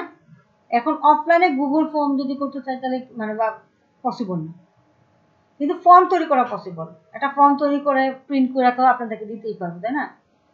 মিটিং এর জন্য, জুমের জন্য যেটা হচ্ছে যে জুম আপনি সফটওয়্যার, এই যে জুম এই সফটওয়্যারটার থ্রুতেও আপনি জুম মিটিং তৈরি করতে পারেন, অথবা আপনি অনলাইনে গিয়ে বলতে পারেন যে অনলাইন জুম মিটিং লিখতে পারেন।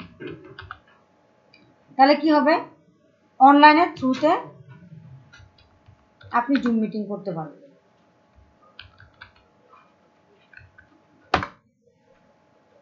ঠিক আছে? অনলাইনে প্ল্যাটফর্মের থ্রুতেও আপনি করতে পারবেন, অথবা কি জানি করতে পারবেন। এই যে দেখেন app.zoom.usa, এটাতে যদি আপনি ক্লিক করেন তাহলে আপনার কি করতেছে? অনলাইনে চলে আসতেছে। এটা হলো কি? অনলাইনে আসছে। আর আমি যদি জুম অ্যাপটা চালু করি,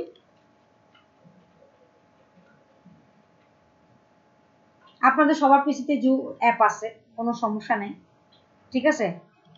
জুম অ্যাপ আছে, যদিও না থাকে আপনার বাসায় গিয়ে জুম অ্যাপটা ডাউনলোড করে নেবেন। সাধারণত অ্যাপই বলে, অ্যাপের থ্রুতে করাটা একটু ইজি আর কি। এই দেখেন আমি সার্চ দিব কিভাবে বুঝবো? আছে একটা হচ্ছে লোগো দেখে বুঝবো, তাই না? এই যে জুম লেখা, এই লোগো দেখে বুঝবো, অথবা এখানে গিয়ে সার্চ দিব জুম। যদি পিসিতে ইনস্টল করা থাকে তাহলে জুম অ্যাপটা আপনার চোখের সামনে চলে আসবে। সে অনেক আপডেট দিচ্ছে, তো আপডেট নিক। এখন এই জুমে সাইন ইন করবেন কিভাবে? দেখেন একটা জিনিস হচ্ছে কি, এই যে ওদের এটা ইউজ করতে যাবেন তার জন্য ওরা কি বলছে, সাইন ইন করতে হবে। জয়েন আ মিটিং, এই জয়েন আ মিটিং দিলে কি হবে বলেন তো? আপনার কাছে কি কোনো মিটিং এর লিংক আছে? না। লিংক থাকলে জয়েন আ মিটিং দিলে ওই যে পাসওয়ার্ড দিলে আপনি ঢুকে যেতে পারবেন মিটিং এ, তাই না? বাট এখানে আপনাকে বলতেছে যে ওই যে মিটিং এ আপনি ঢুকেন সব সময়, ওটা বানান। এবার জুম মিটিং বানান। একটা বলতেছে যে আপনি অনলাইনে জয়েন করেন। জয়েন মিটিং মানে হচ্ছে যে কোনো কেউ অনলাইনে একটা মিটিং থ্রো করে রাখছে, আপনি ওটাতে জয়েন করবেন। আর এখানে হ্যাঁ অ্যাক্সেস করবে। আর এখানে হচ্ছে আপনি সাইন ইন করবেন, মানে বিষয় কথাটা সাইন ইন দিয়ে বোঝাচ্ছে যে ভাই আমার সার্ভিস যদি তুমি ফ্রিতে ইউজ করতে চাও তাহলে তোমাকে একটা কি করতে হবে, জুমে একটা অ্যাকাউন্ট করতে হবে, একটা সাইন ইন করতে হবে, ঠিক আছে? অথবা সাইন আপ করতে হবে।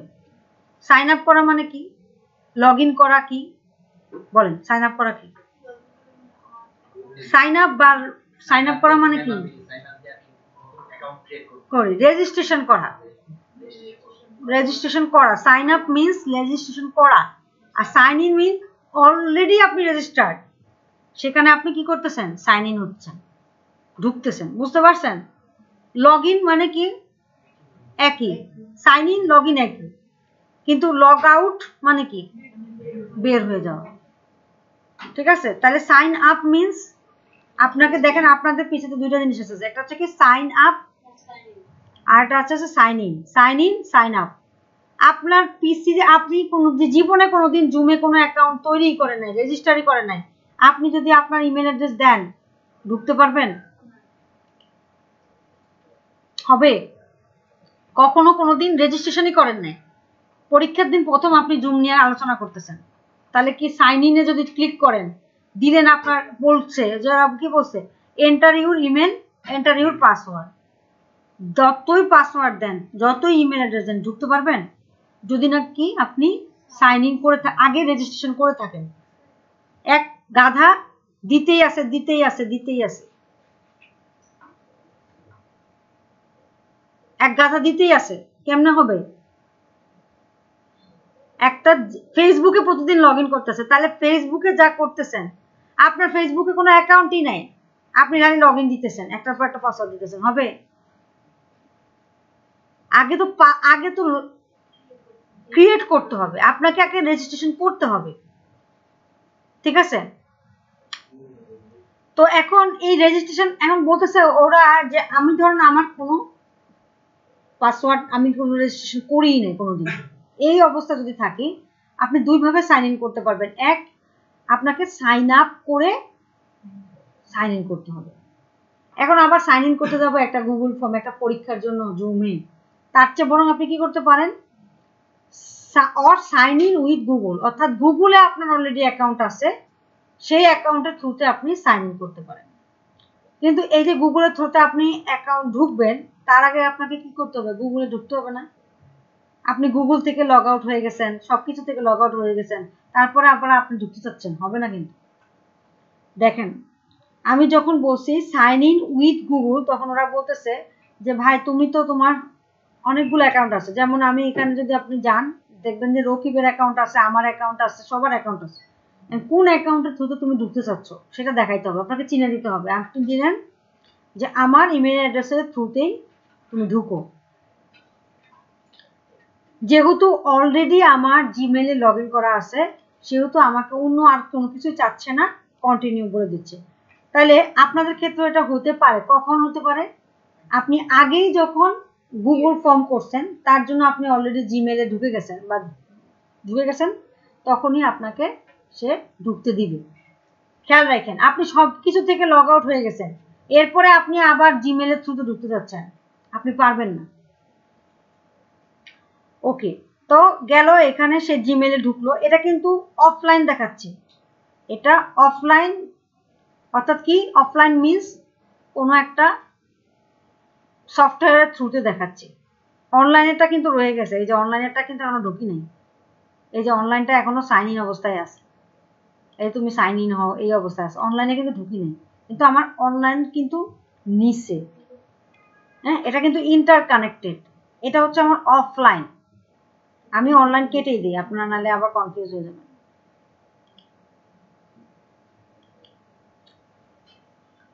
মেক শিওর যে আপনার জিমেলে যেন লগ ইন থাকে, এটা মেক শিওর থাকবেন। এই যে অফলাইন, অফলাইন মানে কি সফটওয়্যার থ্রুতে। এখন ঢুকলেন, ঢোকার পরে নিউ মিটিং মানে কি ইনস্ট্যান্ট মিটিং তৈরি হয়ে যাবে। আর জয়েন মানে হচ্ছে আপনি কোনো একটা মিটিংয়ে জয়েন করবেন। আর সে শিডিউল মিটিং মানে কি আপনাকে একটা শিডিউল মিটিং করতে হবে। এখন কটা বাজে?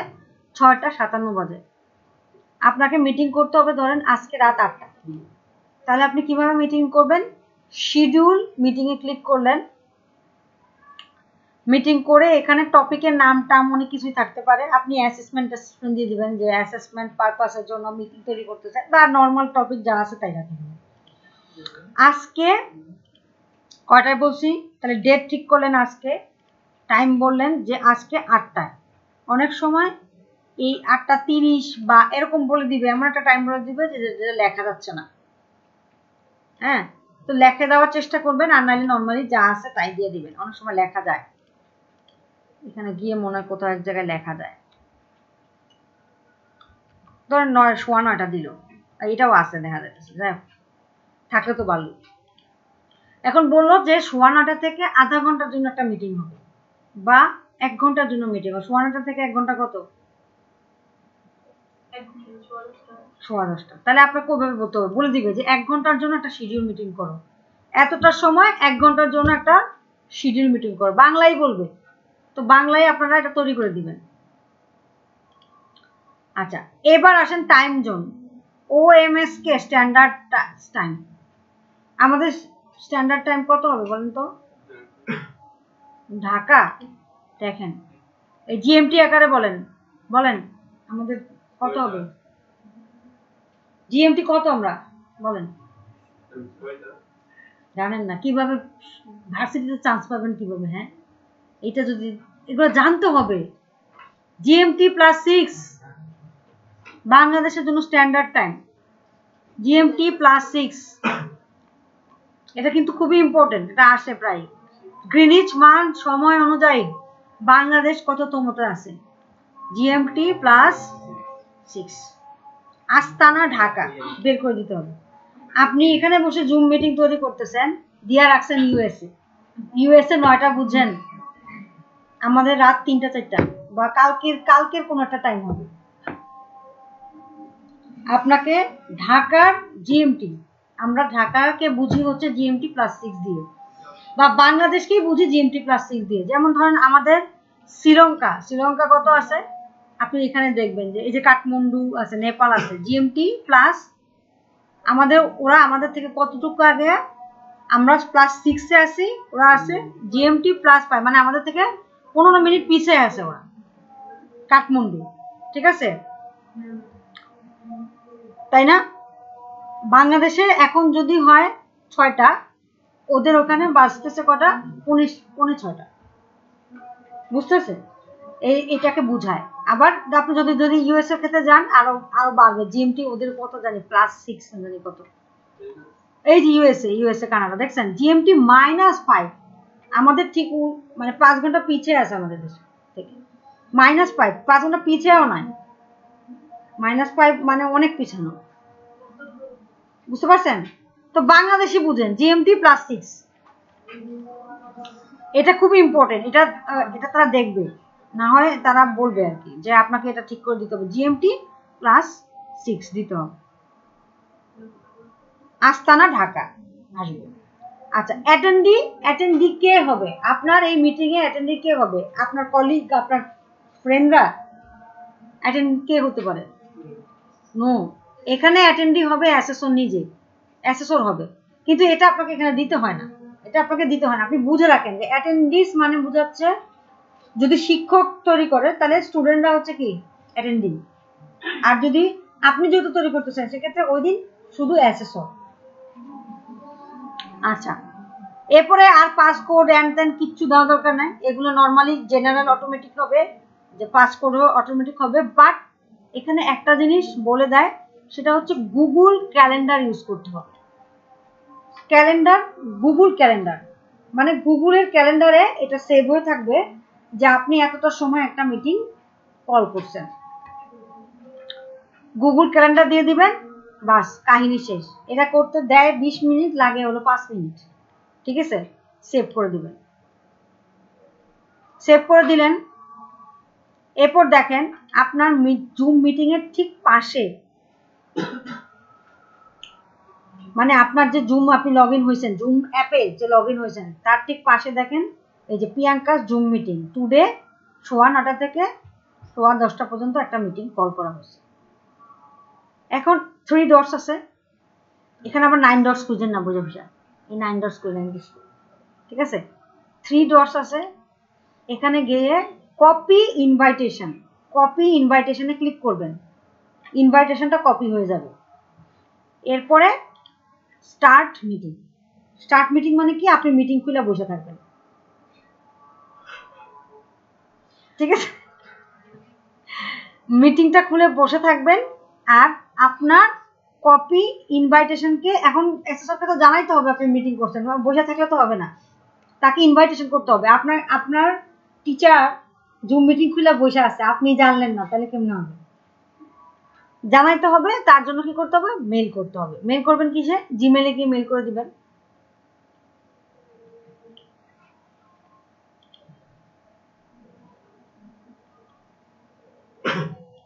জিমেলে যাবেন, কম্পোজ মেল দিবেন, কপি ইনভাইটেশন কিন্তু অলরেডি হয়ে গেছে, আপনি যদি পেস্ট করবেন। এখন কইতে পারেন যে আমি জিমেল করা জানি না, কম্পোজ মেল দিবেন। মানে এক ধাক্কায় আপনাদেরকে কত কিছু শিখাইতেছে।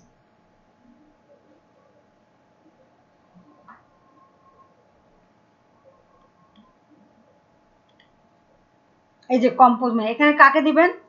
ওই আমি আমাকেই দেই।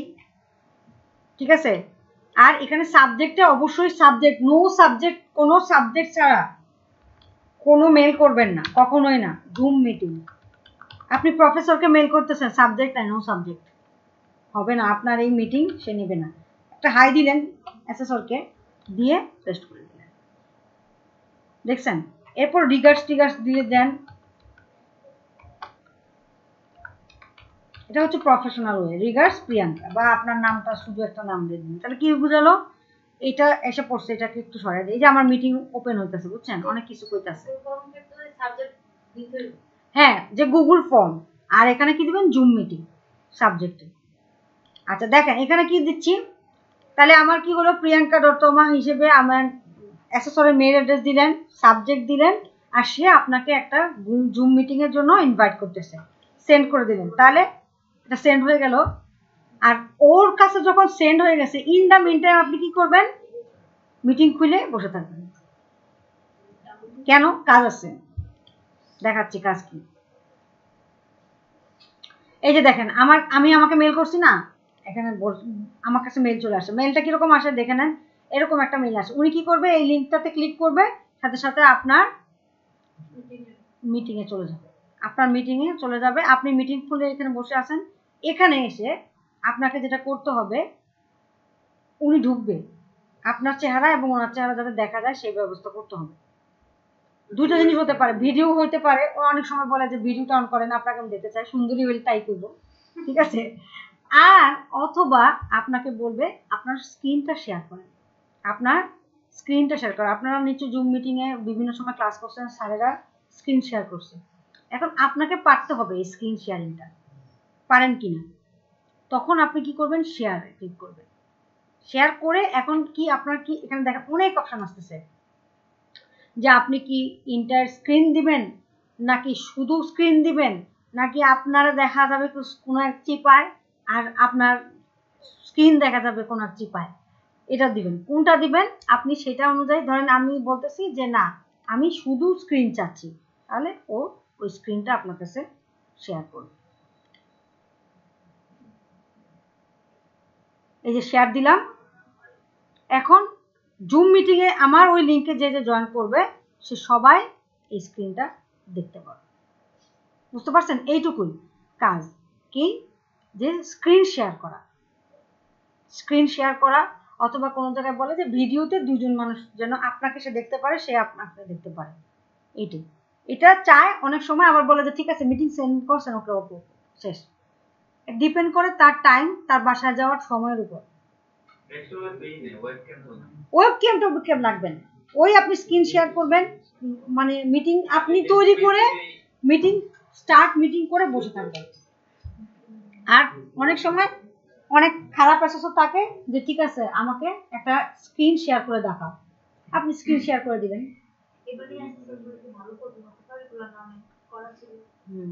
অ্যাসেসর প্রতিবারই ভালোই করে, ঝামেলাটা করেন আপনারা।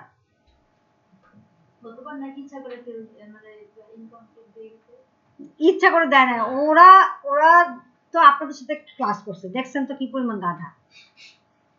তো ওদেরকে যে পাস করায় নাই তাই সেটাও ঠিক আছে, ওদেরকে যে রিঅ্যাসেসমেন্ট দিয়ে পাস করছে এটা তো আমি মনে করি পাস করার মতো যোগ্যতা নেই, ঠিক আছে। ওগুলো যে ওই সময় পাস করায় নাই সেটাও ঠিকই আছে, ওদেরকে যে আরো কয়েকবার রিঅ্যাসেসমেন্ট ওদের দেওয়া উচিত ছিল, তারপর গিয়ে পাসের কথা চিন্তা করা যেত। কোন ব্যাচে কত আপুই তো আসে, ওগুলা ভালো আছে, ওটা ভালো আছে। যেমন ধরেন আপনাকে যদি আমাকে বলে যে আপনি ফারিয়া আর কে আছে তাসদিদ, এদেরকে আপনি পাস করাবেন কিনা, আমি কমু না ডাঙা ফেল, বুঝতে পারছেন? কারণ আগে পাস করার ইচ্ছা নাই, এগুলো পাস করানো কেমনে। এখন তার জন্য যদি আপনি আইসা পরের বেচা আইসা যদি কন যে আমার ইচ্ছা করে ফেল করে দিয়ে গেছে, তাহলে কি অ্যাসেসরের দোষ না আপনার দোষ? বুঝতে পারছেন? অ্যাসেসররা কখনোই কাউকে ফেল করাইতে আসে না, কিন্তু সে কি করতে পারে, সে কনসিডার করতে পারে আপনাকে। হাউ মাচ কনসিডার করবে depend on him or her and also the candidate, আপনার উপরও ডিপেন্ড করে। বুঝতে পারছেন? এখন আপনি সবকিছু কমন পড়ার পরেও আপনি যদি সেটা এই জুম মিটিং এটা কিছু কোনো কাজ, এই যে পিচ্চিটাকে যদি 2 দিন দেখায়, পিচ্চিটা পর্যন্ত পারবে এই কাজটা, যে মা একটা জুম মিটিং তৈরি করে দাও, ও দেখবেন 2 দিন পরে আমার সুন্দর মতো জুম মিটিং করে শেয়ার করে দিতেছে। সেই কাজটা যদি একটা স্টুডেন্ট না পারে, আপনার বয়সে একটা স্টুডেন্ট যদি না পারে, তাহলে দোষটা কার বলেন? এই যে আমি আজকে যে মিটিংটা দেখাইলাম, এটা 2 জন দেখছে, 2 জন দেখেনি, আপনাদের মধ্যে অনেক অনুপস্থিত আছে। এখন সে পণ্ডিতি করে নিজে করতে যাবে আর ধরা খাবে। ক্লাসে আপনাকে আসতে হবে কেন? কারণ আপনি জানতে হবে, আপনি পারলেও আপনাকে আসতে হবে কেন? কারণ আপনাকে এইখানে কি লেখা আছে তার উপর ডিপেন্ড করে কাজ করতে হবে। আপনি অনেক কিছু জানেন, চাচ্ছে না কিন্তু তারা চাচ্ছে যে যা যা লেখা আছে সেই কাজটা কি তুমি করতে পারছো কিনা, যদি করতে পারো তাহলে তোমাকে কম্পিটেন্ট দিয়ে চলে যাবে। বুঝতে পারছেন? অনেক কিছু জানতে হবে, অনেক কিছু পারতে হবে তা না, কিন্তু যতটুকু লেখা আছে অতটুকু যেন সে পারে, এটা তারা চায়। ওই মেয়ে যে একটা মেয়ে আছে নাহিদা, ওরে আমরা বাইরের থেকে ওরে মানে পারলে ওরে মিটিং এর লিংক পর্যন্ত শেয়ার করে দিতেছি, তাও দিতে পারে না, তো হেরে পাস করাবে কোন কারণে এসেছো? হে জানেই না কোনটা দিয়ে সাইন ইন করতে হবে, এর যে অ্যাকাউন্ট নাই সেটাতে যে সে লগ ইন করতে পারবে না, এটাই জানে না, তো হে কি শিখলো 4 মাস ধরে? আমি তো বললাম কম্পিউটার অপারেশনে 4 মাস ক্লাস করার পরে যদি নট কম্পিটেন্ট হয়, এর হচ্ছে গাধা পৃথিবীতে আর কেউ নাই। এগুলো হচ্ছে গাধা পৃথিবী থেকে না, এগুলো দিয়ে কিছু হবে না, এগুলো পাস করার কিছু হবে না। এই যে পাস করে গেছে কি হবে বলেন? কি হবে এগুলো দিয়ে, কি হবে আমার বলেন? কিচ্ছু হবে না। হাবিব একটা আছে, ওরা ওই দিনও আমি বলে দিতেছি যে এইভাবে ডাটা ভ্যালিডেশন করো, এইভাবে ডাটা ভ্যালিডেশন করো। ও পাস করে কি হবে? ও বাপের অনেক পয়সা আছে, ওর পাস করার দরকারও নেই, শুধুমাত্র পয়সা যাতে না পায় ওই জন্য ওরে পাস করেছে। বুঝতে বিষয়টা হচ্ছে যে কোনো অ্যাসেসরি ফেল করাইতে আসে না। হ্যাঁ, সে ইগোয়েস্টিক হয়ে অনেক সময় অনেক কিছু করতে পারে, তার জন্য তার বিরুদ্ধে আপিল করার ব্যবস্থা আছে। আপনি যদি চান ক্যান্ডিডেট হিসেবে, আপনি যদি চান আপিল করতে চান, অবশ্যই আপিল করতে পারবেন তার বিরুদ্ধে, যে আমাকে ইচ্ছে করে ফেল করাইছে।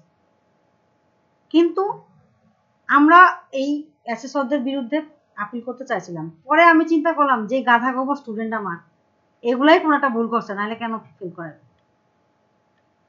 বুঝতে পারছেন? তারপরে এই কম্পিউটার অপারেশনে অনেক জায়গায় 100% পাস হয় না হয়তো, তো আপনাকে প্রস্তুত হতে হবে। হ্যাঁ, আপনি যতটুকু নিজেকে প্রস্তুত করবেন, যে কোনো কম্পিটিটিভ পরীক্ষা আপনাকে প্রস্তুত হতে হবে। আর এখানে তো কম্পিটিশনও নাই, আপনি পাস করলে আপনাকে, আপনি স্কিল হলে আপনাকে তারা কম্পিটেন্ট দিয়ে যাবে। এখানে এমন না যে 20 জন আছে 10 জনের পাস করাবো আর 10 জনের ফেল করে দিয়ে দেবো, এই ধরনের রেশিও নাই, কিছুই নাই। জাস্ট আপনি পারলে দেখবেন অনেকের পরীক্ষা 2 ঘন্টার মধ্যে শেষ হয়ে যাবে। আপনাদের মধ্যেই আছে যাদের পরীক্ষা 2 থেকে 3 ঘন্টার মধ্যে সব কমপ্লিট করে আমরা বসে বসে গল্প করতেছে, এরকমও আছে, এরকমও হবে।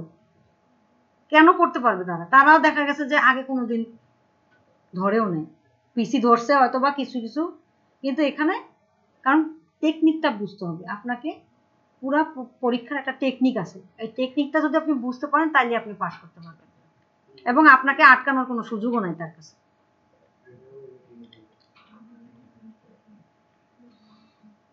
বরঞ্চ যেটি নট কম্পিটেন্ট হয় এটির জন্য অ্যাসেসরেরও সময় নষ্ট হয়, পুরা ব্যাচেরই সময় নষ্ট হয়, না পারে কিছু করতে, হাই হুতাশ করতে থাকে সারাক্ষণ। বুঝতে পারছেন? আর আজকে যেহেতু লগ ইন করছেন, সবাই লগ আউট করে যান। এই জুম মিটিং এবং গুগল ফর্ম দুইটাই আপনাকে আমাকে মেইল করবেন। এখন কোনটা করবেন বলেন? জুম মিটিং করবেন না গুগল ফর্ম করবেন? করেন। ও করছেন না, কি জানি ভুল হয়েছে না, আপনাদের কি জানি হয় না।